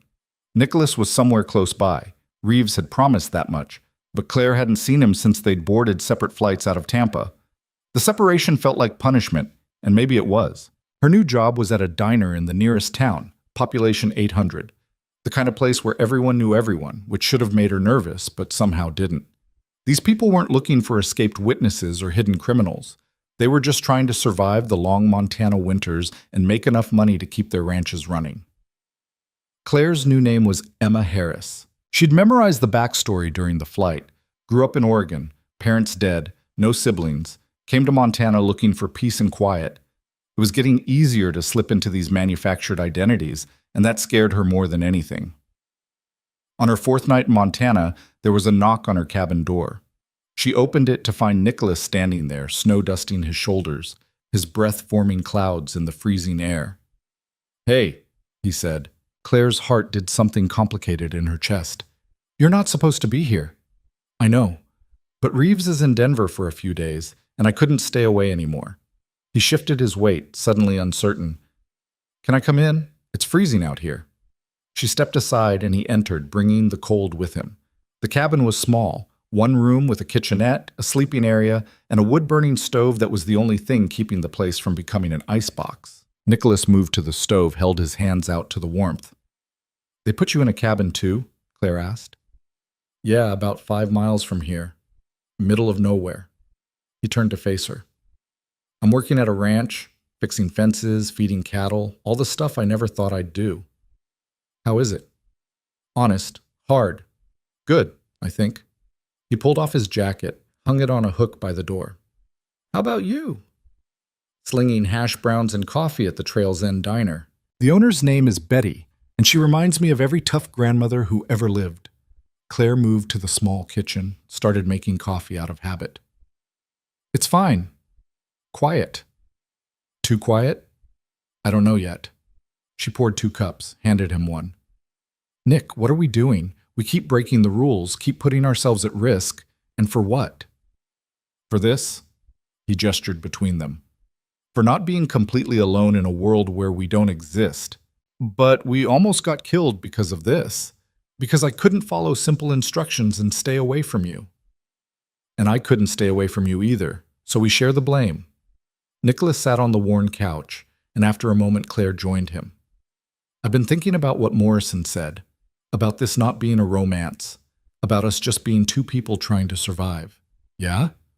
"I think he was wrong. Or maybe he was right at the beginning, but it changed."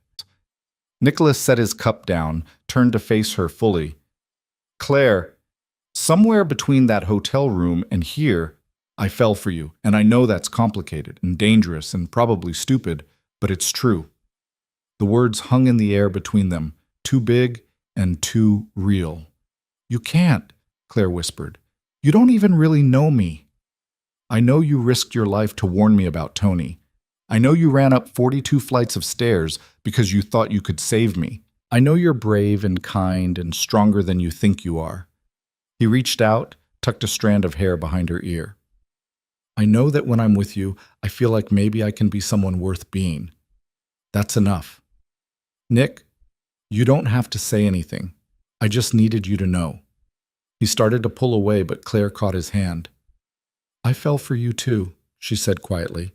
"Somewhere between being terrified of you and trusting you with my life. And you're right. It's complicated and dangerous and probably stupid. But it's also the most real thing I've felt since this whole nightmare started." Nicholas's expression transformed, hope and relief and something deeper flooding his features. He cupped her face in his hands, his thumb brushing across her cheekbone. "Can I kiss you?" She nodded, and he leaned in slowly, giving her every chance to change her mind. But Claire didn't want to change her mind. She wanted this. Wanted him. Wanted to feel something other than fear and loneliness. His lips met hers, gentle at first, then deeper as she responded. It felt like coming home and jumping off a cliff at the same time, terrifying and right in equal measure. When they finally pulled apart, both breathing hard, Nicholas rested his forehead against hers. "I've wanted to do that since Florida. Why didn't you?" "Because I was trying to be smart, trying to follow the rules." He laughed softly. "But I'm done with that. Life's too short to waste it pretending I don't care about you." They spent that night talking and kissing and planning a future that felt impossible but necessary. When Nicholas finally left, hours later, Claire stood at the window and watched him disappear into the darkness, her heart full and terrified in equal measure. The next few weeks fell into a careful rhythm. Nicholas would visit when he knew Reeves wasn't around, and Claire would pretend to the diner customers and Betty that she was alone in her cabin. They were careful, never in public together, never obvious, but in private, they built something that felt like the beginning of a real relationship. "Tell me something you've never told anyone," Nicholas said one night as they lay on her couch, her head on his chest, listening to his heartbeat. "I almost got married once, back in Nebraska. His name was David, and he was safe and predictable, and everything I thought I wanted." Claire traced patterns on Nicholas's shirt. "But then I realized that safe wasn't the same as happy, so I left, came to Chicago looking for something more." "Did you find it?" "I found you. I don't know if that counts as more or just different." "I'll take different." He pressed a kiss to her hair. "Your turn. Ask me something. Do you regret it? The life you left behind?" Nicholas was quiet for a long moment. "I regret Elena. Regret that she died because of choices I made. But the rest of it? The power, the money, the fear? No. That version of me was a monster waiting to happen. My father raised me to be his successor, taught me that power was the only thing that mattered. It took losing everything to realize he was wrong. What matters now? You. Building something honest. Waking up without blood on my hands." He shifted so he could see her face. "Making sure the woman I love survives long enough to build a life with me." Claire's breath caught. "You love me?" "Yeah. Is that okay?" She thought about all the reasons it shouldn't be okay. All the ways loving each other made them vulnerable, made them targets. But then she thought about the alternative, surviving alone, safe but empty. "It's more than okay," she whispered, and kissed him until the words didn't matter anymore. 2 months into Montana, Reeves showed up at the diner during Claire's shift. "We need to talk," she said, her expression unreadable. Claire's hands went cold. "What happened?" "Not here. Your place. 1 hour." The drive back to the cabin was torture. Claire's mind raced through possibilities, each worse than the last. They'd been found. Russo was coming. Someone had died. But when she arrived, Reeves was already there, and she wasn't alone. Marshal Torres stood beside her, and Nicholas was sitting on the porch steps, his face carefully blank. "What's going on?" Claire demanded. "We've been watching you," Reeves said without preamble. "Both of you. And we know you've been seeing each other despite our explicit instructions not to." Claire's stomach dropped. "We've been careful." "Not careful enough. Torres spotted DeLuca's truck here 3 times last week alone." Reeves crossed her arms. "We had a choice to make. Split you up, send you to opposite ends of the country, or accept that keeping you apart isn't working and adjust our strategy. What does that mean? Nicholas asked. It means we're moving you again, together this time. One location, shared protection. Torres pulled out a folder. But there are conditions. You follow every rule. You don't draw attention, and when we call you to testify against Russo and what's left of the DeLuca organization, you both show up. When? Claire asked. When do we have to testify? Soon. FBI's been building their case, and they're almost ready to move. Reeves handed the folder to Nicholas. You'll be the star witness. Your testimony will put away at least 15 people, including Tony Russo. And after that? Nicholas flipped through the documents. After we testify? After that, you're free. New identities for the last time. Somewhere even we won't know about, truly off the grid. Torres looked between them. But that's only if you survive the trial, and if Russo's people don't find you first. They won't, Nicholas said firmly. Where are you sending us? Minnesota, small town on the Iron Range. We've got a house set up, jobs arranged, the whole package. Reeves pulled out keys. You leave tomorrow, and this time you stay put. No more moving around. This is your final stop before the trial. After Reeves and Torres left, Claire and Nicholas sat on the porch in silence, watching the sun set behind the mountains. Are you scared? Claire asked. Terrified. You? Same. She leaned against him, drawing comfort from his solid warmth. But at least we're terrified together. There is that. Nicholas wrapped his arm around her shoulders. Claire, if this goes wrong, if something happens during the trial, don't say it. I have to. If something happens to me, you take the protection deal and you disappear. You don't try to be heroic. You don't try to save me. You just run. I'm not leaving you. Promise me. If it comes down to it, you choose yourself. Claire pulled away so she could look at him. I won't make that promise. Because if the situation were reversed, you wouldn't leave me either. That's different. How? Because I've already lived a full life. Maybe not a good one, but a complete one. You're just starting. You deserve a chance to figure out who Emma Harris or Sarah Mitchell or whoever you become actually is. I know who I am. Claire took his face in her hands. I'm the woman who walked into the wrong hotel room and found you. I'm the woman who chose to run with you instead of hiding alone. I'm the woman who loves you enough to fight for the life we're building. That's who I am. Nicholas kissed her then, desperate and fierce, like he was trying to memorize the taste of her. When they broke apart, his eyes were bright with unshed tears. I don't deserve you, he said roughly. Probably not, but you're stuck with me anyway. They left for Minnesota the next day, another flight, another car ride, another new beginning. The house Reeves had arranged was small but comfortable, a two-bedroom cottage on the edge of a town so small it barely registered on maps. The Iron Range stretched around them, all forests and lakes, and the kind of quiet that felt like privacy instead of isolation. It's nice, Claire said, exploring the rooms. Homey. It's ours. Nicholas set their bags down in the master bedroom. For however long we have. Don't talk like that. We're going to testify. We're going to survive, and we're going to get our clean slate. Claire moved to the window, looked out at the forest. We've made it this far. We can make it the rest of the way. When did you become the optimistic one? When I decided I wanted a future with you more than I wanted to be safe. Their new jobs were simple. Nicholas worked at a hardware store in town, and Claire got hired at the local library. It was perfect. Quiet, low profile, exactly what they needed. The town accepted them easily. Just another young couple looking for a simple life away from the big city. At night, they'd make dinner together in the small kitchen, learning each other's rhythms and routines. Nicholas couldn't cook to save his life, so Claire taught him. She discovered he had a dry sense of humor that caught her off guard and made her laugh. He learned that she was terrible at mornings and needed at least 2 cups of coffee before she could function. They built a life. Fragile and temporary, but real. 3 months in Minnesota, and Claire almost forgot they were waiting for the other shoe to drop. Almost forgot that this peaceful existence was just an interlude before they had to face the men who wanted them dead.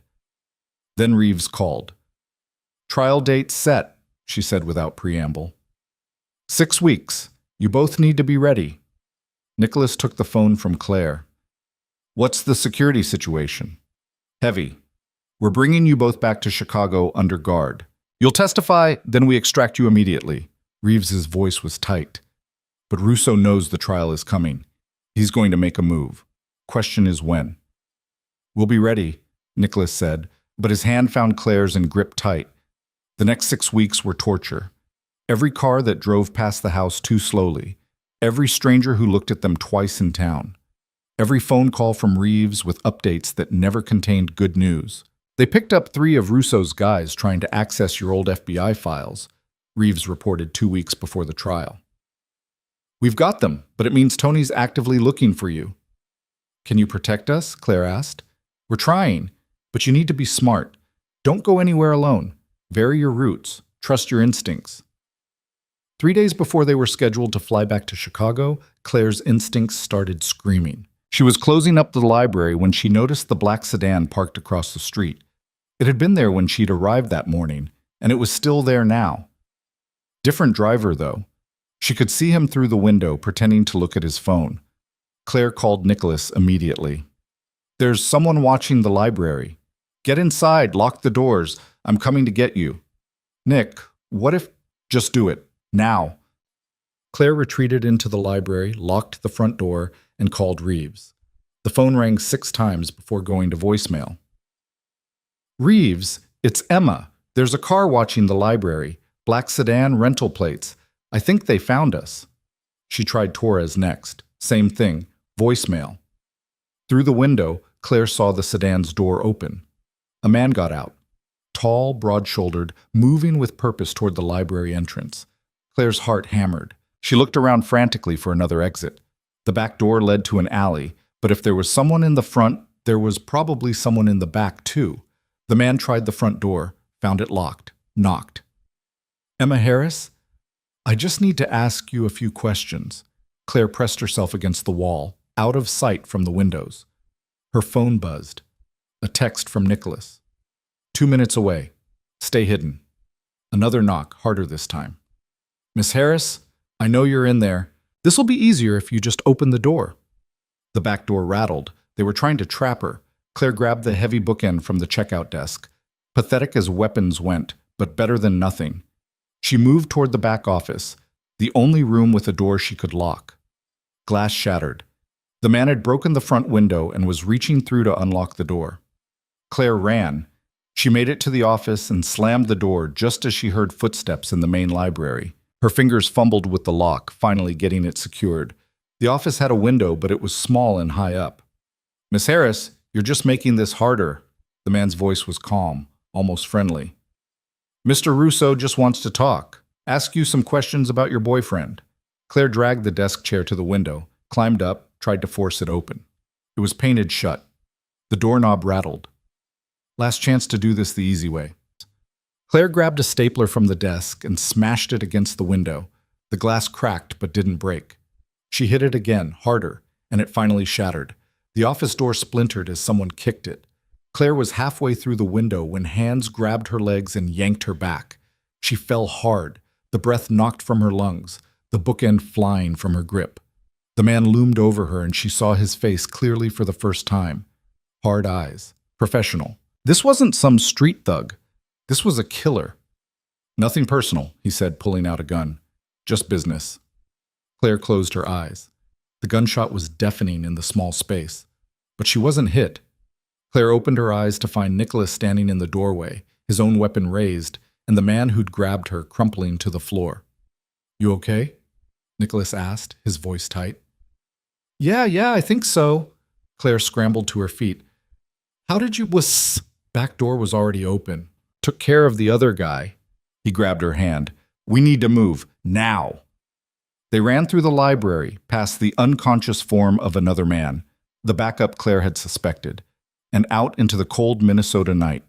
Nicholas's truck was running at the curb, and they dove inside. Where are we going? Claire asked as Nicholas peeled away from the library. I don't know, somewhere safe. He pulled out his phone, tried Reeves again. Still no answer. Something's wrong. Reeves always answers. Always. What if she's compromised? What if Russo got to her? Then we're on our own. Nicholas took a sharp turn, heading for the highway. We need to get out of town. Get somewhere with people, witnesses, somewhere they can't make us disappear quietly. Chicago, Claire said suddenly. We go to Chicago. Show up for the trial early. Force the FBI to protect us. That's insane. Chicago's where Russo has the most power. It's also where the FBI has the most resources.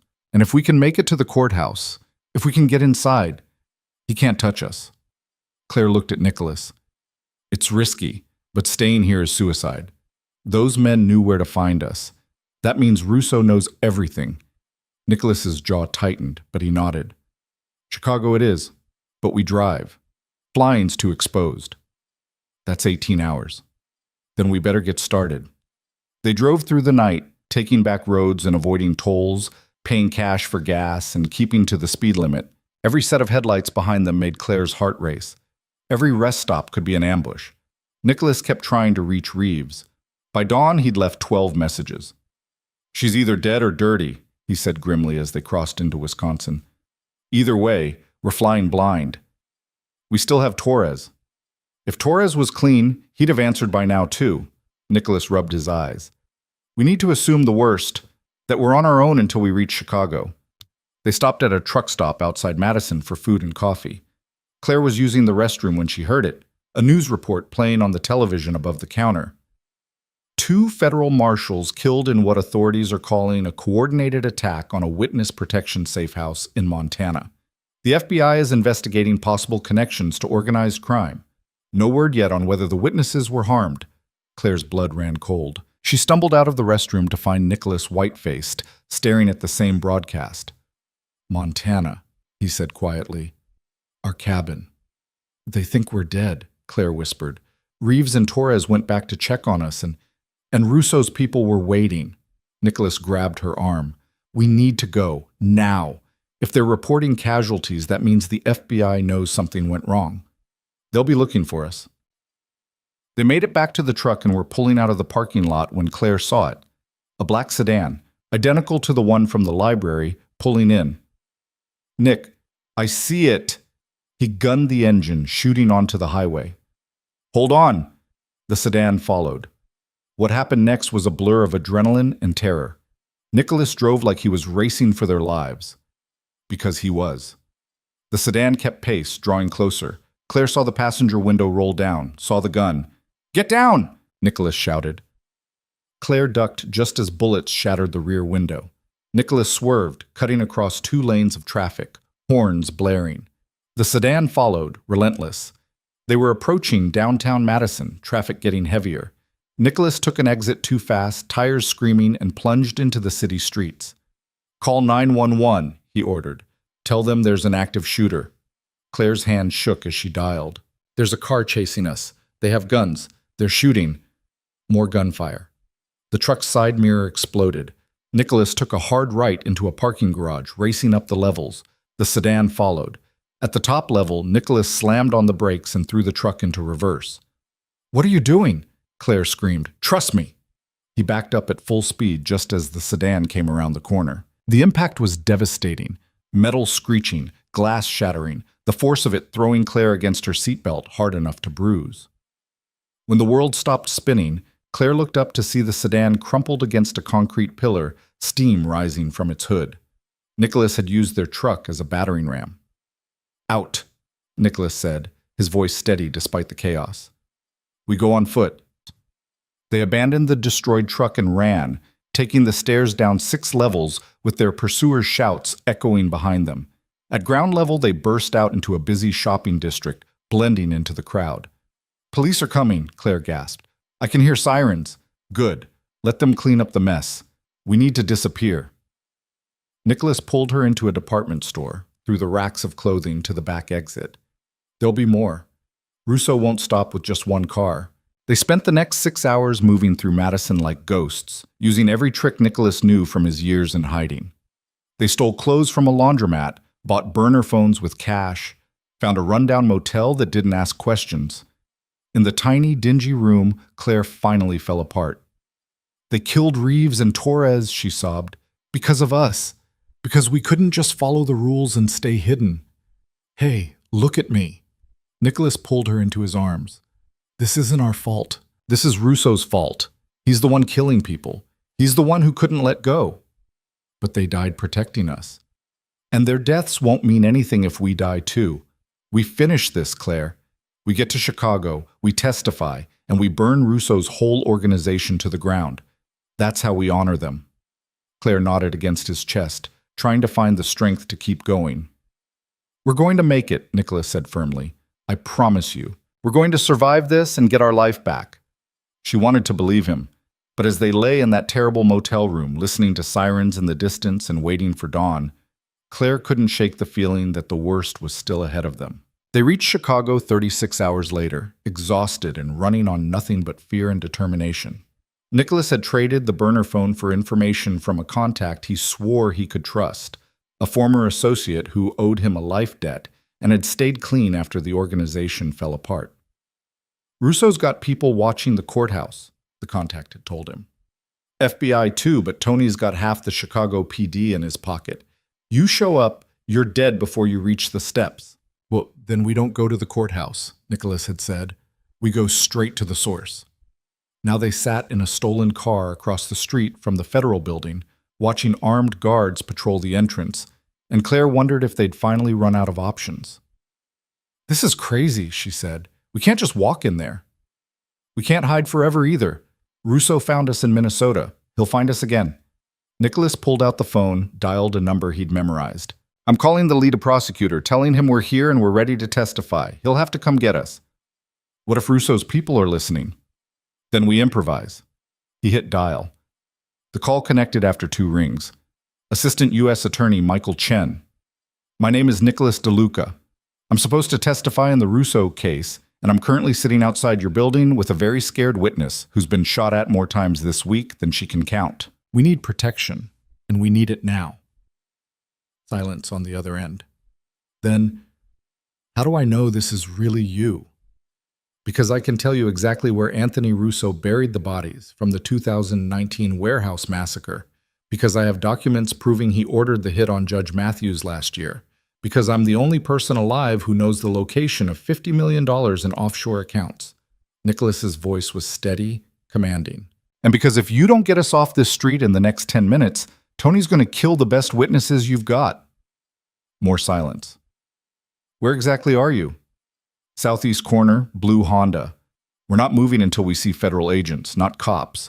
Russo owns too many cops. Stay on the line. 7 minutes later, 4 black SUVs surrounded their car. Armed agents in tactical gear poured out, weapons drawn but not aimed. The lead agent approached carefully, signaling Nicholas to roll down the window. Nicholas DeLuca? That's me. I need you both to step out of the vehicle slowly. Keep your hands visible. They complied, and within seconds, Claire found herself being patted down by a female agent while Nicholas received the same treatment. The lead agent's radio crackled. Chen wants them brought in immediately. Full security protocol. They were ushered into the building through a side entrance, past metal detectors and armed guards, up an elevator that required a key card, and into a conference room that looked like it could survive a bomb blast.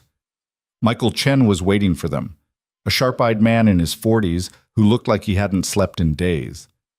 2 other agents flanked him, and Claire recognized one as Agent Morrison from what felt like a lifetime ago. Jesus Christ, Morrison said when he saw them. We thought you were dead. The reports from Montana. Were Russo's people making it look like we died in the attack that killed Reeves and Torres? Nicholas finished. Where's the rest of your protection team? Dead or compromised. We've had 3 leaks in the last month alone. Someone in the Marshal Service is feeding information to Russo. Chen sat down heavily. Which is why we're keeping you here, in the federal building, under guard, until the trial starts tomorrow.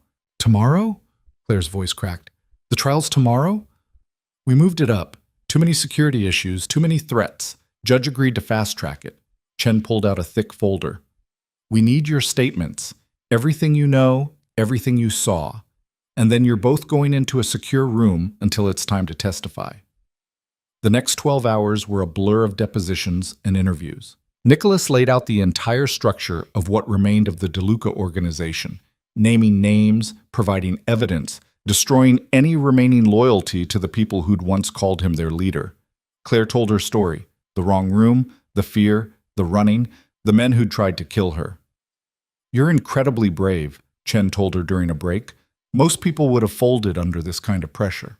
"I'm not brave," Claire said. "I'm just too stubborn to die." Chen smiled. "Stubbornness works too." By midnight, they were done. An agent led them to a secure room with 2 beds, a bathroom, and nothing else. No windows, no outside communication, just walls and silence and the weight of what was coming. "Try to sleep," the agent said. "You'll need your strength tomorrow." After he left, Claire sat on one of the beds and started shaking. Everything that had happened over the past weeks crashed over her at once. The men with guns, the car chase, Reeves and Torres dying because they'd tried to protect 2 people who couldn't follow simple rules. Nicholas sat beside her, pulled her into his arms. "We're almost through this. What if I freeze up there? What if I can't testify? You will, because you're stronger than you know." He pressed a kiss to her temple. "And because I'll be right there with you. They'll try to kill us. Russo won't let us make it out of that courthouse alive." "Probably not. But we've survived everything else he's thrown at us. We can survive this too." Nicholas tilted her chin up so she had to meet his eyes. "Claire, listen to me. Tomorrow, no matter what happens, you do exactly what the agents tell you. If they say run, you run. If they say hide, you hide. Promise me. Only if you promise the same thing. I promise." They lay down together on one of the narrow beds, fully clothed, holding each other in the darkness. Claire didn't think she'd sleep, but exhaustion pulled her under, and when she woke, it was to the sound of agents knocking on the door. "Time to move," Morrison said. "Trial starts in 2 hours." They were given clothes to change into. Claire, a simple blue dress that made her look like exactly what she was, a frightened civilian caught in something beyond her control. Nicholas wore a dark suit that transformed him back into the man she'd first seen stepping out of that hotel shower, commanding and dangerous. "You look good," she told him as they waited in a staging area beneath the courthouse. "You look terrified." "I am terrified." "Good. Use it. Let the jury see what Russo put you through." Nicholas took her hand. "Remember, just tell the truth. That's all you have to do." The courthouse had been transformed into a fortress, snipers on the roof, armed guards at every entrance, metal detectors and bomb-sniffing dogs, and enough security to protect a head of state. Chen had been right. They were taking no chances. Nicholas testified first. Claire watched on a monitor from the secure room as he took the stand, raised his right hand, and swore to tell the truth. He was calm, articulate, devastating. He detailed every crime, every murder, every dark corner of the organization he'd once been destined to lead. The jury hung on his every word. Russo's defense attorney tried to shake him. "Isn't it true that you were deeply involved in criminal activity yourself, Mr. DeLuca?" "Yes." "And you expect this jury to believe the testimony of a confessed criminal?" "I expect this jury to believe the evidence, the documents I've provided, the financial records, the testimony of other witnesses who corroborate everything I've said." Nicholas's eyes found Russo across the courtroom. "I'm not asking for redemption. I'm asking for justice. There's a difference." When it was Claire's turn, Morrison walked her to the courtroom. "You've got this, just like we practiced." But nothing could have prepared her for the moment she stepped into that room and saw Russo sitting at the defense table. He looked like any other businessman in an expensive suit, but his eyes, when they met hers, were cold and promised death. Claire's legs nearly gave out. Then she saw Nicholas sitting in the gallery behind the prosecution table. He nodded slightly, and somehow that was enough. She took the stand. The prosecutor, a woman named Sarah Kim, approached with a gentle smile. "Miss Bennett, can you tell the court how you first encountered Mr. Russo's criminal organization?" Claire took a breath and began. She told them about the wrong room, the scared girl who'd stumbled into a nightmare. Told them about the men who'd chased her through Chicago's streets, the fear that had consumed her for months. Told them about Reeves and Torres, good people who'd died trying to protect her from a monster. "And why are you here today?" Kim asked. "You could have disappeared, gone into hiding permanently. Why risk your life to testify?" Claire looked at Russo. "Because he needs to be stopped. Because people like him think they can destroy lives without consequences. Because I'm tired of being afraid." Russo's attorney was less gentle. Isn't it true, Miss Bennett, that you've been in a romantic relationship with Nicholas DeLuca throughout this entire ordeal? Yes. And isn't it possible that you're testifying not because you witnessed any actual crimes, but because you want to protect your boyfriend? I'm testifying because men with guns tried to kill me multiple times, because federal agents died protecting me from Mr. Russo's people, because the truth matters more than my fear. Claire's voice grew stronger. You want to make this about my relationship with Nick? Fine. Yes, I love him. Yes, I'd do anything to protect him, but I wouldn't lie under oath. I wouldn't send an innocent man to prison. Anthony Russo is not innocent. The testimony lasted another hour. By the time Claire stepped down, she was shaking with adrenaline and relief. Morrison met her at the door. You were perfect, he said. The jury believed every word. How long until they deliberate? Closing arguments are this afternoon. Could have a verdict by tomorrow. They were escorted back to the secure room to wait. Nicholas pulled Claire close the moment the door closed. You were incredible up there, he said into her hair. I thought I was going to throw up. You hit it well. He kissed her forehead, her cheeks, her lips. It's almost over. Just the verdict, and then we're free. But freedom, Claire was learning, was never that simple. The attack came at sunset. Claire and Nicholas were having dinner in the secure room, terrible sandwiches and coffee that tasted like burnt rubber, when the lights went out. Emergency backup kicked in immediately, bathing everything in red. What's happening? Claire asked. Nicholas was already on his feet, moving to the door. It was locked from the outside, security protocol. He pounded on it. Morrison, what's going on? No answer. Then they heard it. Gunfire, shouting. The sound of something heavy hitting the floor. Get in the bathroom, Nicholas ordered. Lock the door. Don't come out until I tell you. I'm not leaving you, Claire, please.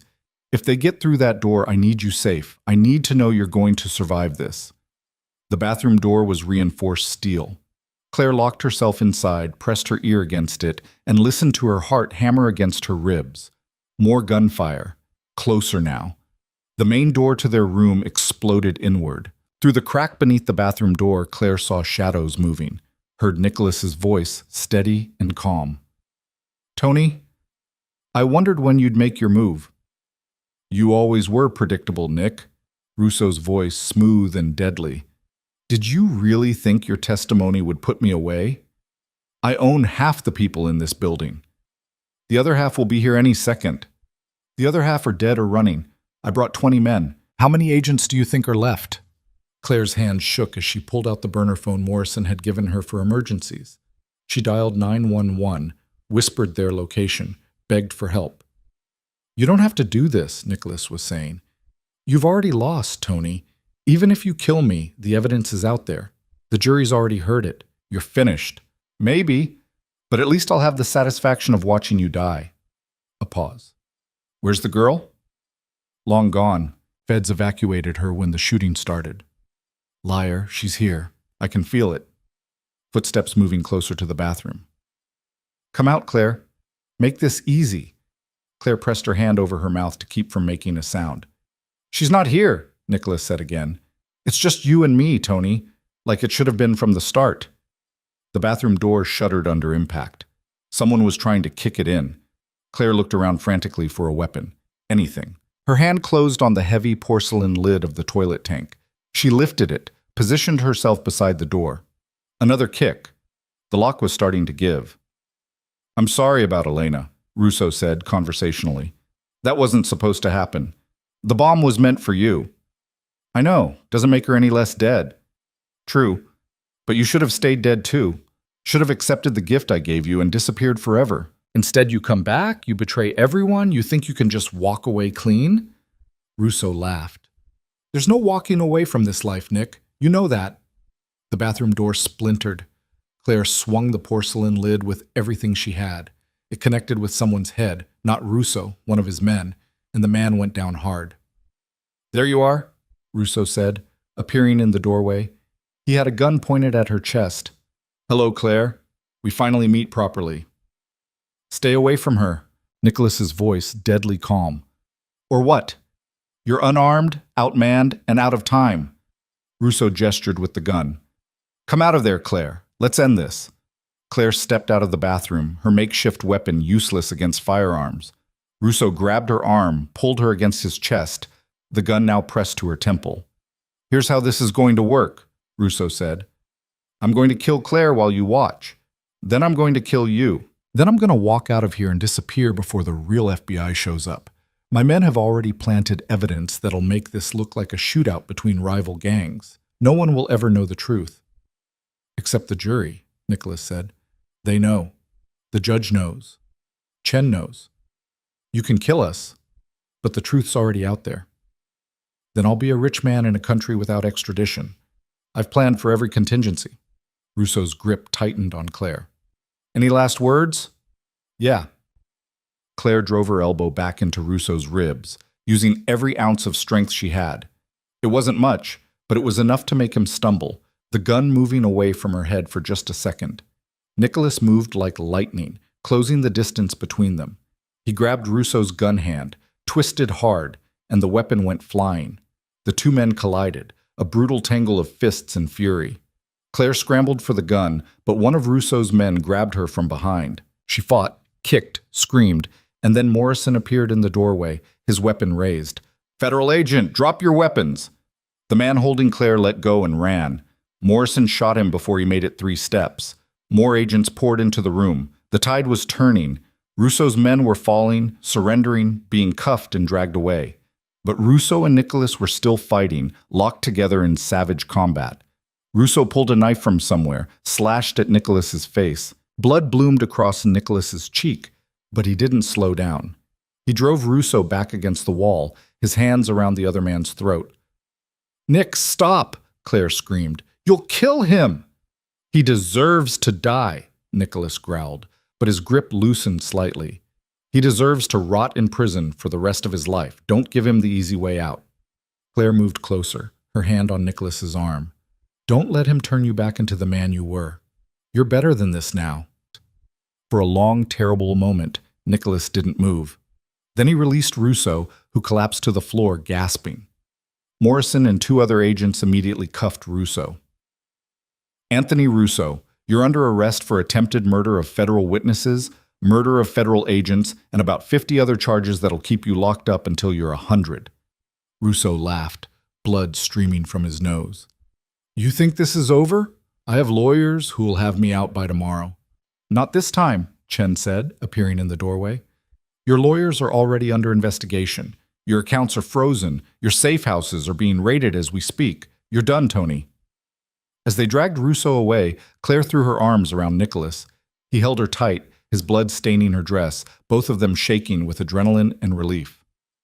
"It's over," she whispered. "It's really over." "Yeah," Nicholas said roughly. "It is." The trial reconvened the next day.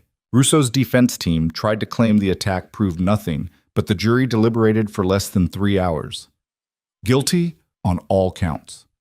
Claire watched Russo's face as the verdict was read. No emotion, no reaction. Just the cold acceptance of a man who'd gambled everything and lost. "The defendant will be remanded into custody pending sentencing," the judge said. "This court is adjourned." Outside the courthouse, with armed agents forming a protective circle around them, Morrison handed Nicholas and Claire new folders. "Your final identities," he said. "We're sending you somewhere Russo's remaining people will never find you, somewhere you can actually build a life." "Where?" Claire asked. "Can't tell you until you're on the plane. Security." Morrison's expression softened. "But I picked it myself. You'll like it." "What about the people who helped Russo? The leaks in the Marshal's service?" "Already being handled. The Attorney General is personally overseeing the investigation." Morrison held out his hand to Nicholas. "You did good, DeLuca. Both of you." Nicholas shook it. "Thank you for everything. Thank Reeves and Torres. They're the ones who believed in this plan from the beginning." The flight left that night. A small private plane, just Claire and Nicholas, and 2 agents who didn't speak. As they lifted off, Claire watched Chicago disappear beneath them. All those lights and memories and near-death experiences fading into the darkness. "Any guesses where we're going?" she asked Nicholas. "Somewhere warm, I hope. I'm done with snow." 3 hours later, they landed in a place that was definitely warm. The air smelled like salt and flowers, and when they stepped off the plane, Claire saw palm trees silhouetted against a star-filled sky. "Welcome to the Virgin Islands," one of the agents said. "Your new home." They were driven to a small house on the edge of a quiet beach, white sand and turquoise water stretching as far as Claire could see. The house was simple but beautiful, with wide windows that let in the ocean breeze and a porch that overlooked the water. "It's perfect," Claire breathed. "The island's small, the community's tight-knit, and there's zero organized crime presence," the agent explained. "You'll both have jobs lined up. Nicholas, there's a boat charter company that needs a captain. Claire, the local school needs a librarian. Your names are Michael and Emma Cole, married for 3 years, moved here to escape the rat race." After the agents left, Claire and Nicholas stood on the porch and watched the moon rise over the ocean. "Michael and Emma Cole," Claire said, testing the names. "Think we can make those people real?" "I don't know, but I want to try." Nicholas turned to face her. "I want to marry you. Really marry you, not just pretend for a cover story. I want to build a life here that's actually ours." Claire's breath caught. "Is that a proposal?" "It's a promise. That I'm done running, done hiding, done being anyone other than the man who loves you." He took her hands. "I know we've been through hell. I know this started because you walked into the wrong room at the wrong time. But Claire, you're the best thing that's ever happened to me. You made me want to be better. You made me believe I could be better." Tears streamed down Claire's face. "Yes. Yes? Yes, I'll marry you. Yes, I want to build a life here. Yes to all of it." She kissed him, tasting salt and promise and hope. "We survived, Nick. Against all the odds, we survived." "We did, and now we get to do more than survive. We get to live." They were married a month later in a small ceremony on the beach, with the handful of friends they'd made on the island as witnesses. Claire wore a simple white dress and flowers in her hair. Nicholas wore linen pants and a shirt and a smile that made him look like a different person entirely. The woman who'd rented them the house baked the cake. The man who ran the boat charter company officiated. It was small and intimate and perfect. That night, lying in bed in their little house with the sound of waves outside, Claire traced the scars on Nicholas's chest, each one a story of violence and survival. "Do you ever miss it?" she asked. "The power, the control." "Never. That life was a prison I didn't know I was in until I got out." He caught her hand, pressed a kiss to her palm. "This is freedom. You are freedom." 6 months later, Nicholas was teaching tourists to sail while Claire organized reading programs for island kids. They'd made friends, joined the community, built something real and honest and theirs. One afternoon, Claire came home from the library to find Nicholas on the porch with a letter in his hand. "What is it?" she asked. Rousseau's sentencing came through. Life without parole. 97 years. Nicholas set the letter down. "It's really over. It was over the day we got on that plane." "I know, but this makes it official." He pulled her into his lap. "No more looking over our shoulders. No more waiting for the other shoe to drop. Just us and this life we've built." Claire rested her head on his shoulder and looked out at the ocean. "You know what the crazy thing is? If I hadn't walked into that wrong room, none of this would have happened. I'd still be in Chicago, probably still working at the Sinclair, living in that tiny apartment, thinking that was enough. And I'd still be hiding, still running the organization from the shadows, still trapped in my father's legacy." Nicholas tightened his arms around her. "We saved each other, Claire. You saved me first by reminding me what it meant to choose mercy. I saved you by giving you a reason to be brave, and then we just kept saving each other until we ended up here. I like where we ended up." "Me too." A year after they arrived on the island, Claire discovered she was pregnant. The news terrified and thrilled her in equal measure. She told Nicholas on the beach at sunset, the same spot where they'd been married. "We're going to have a baby," she said. Nicholas went very still. "A baby. I know it's scary. I know we're still figuring out who we are. But Nick, I want this. I want a family with you. I want to build something that's completely ours. A baby," he said again, and then he was laughing and crying and spinning her around. "We're having a baby." They named her Elena, after the sister Nicholas had lost. She was born on a bright morning with the ocean breeze coming through the hospital windows and her parents holding each other and crying with joy. "She's perfect," Claire whispered, cradling their daughter. She's hope, Nicholas said. Proof that something good can come from all that darkness.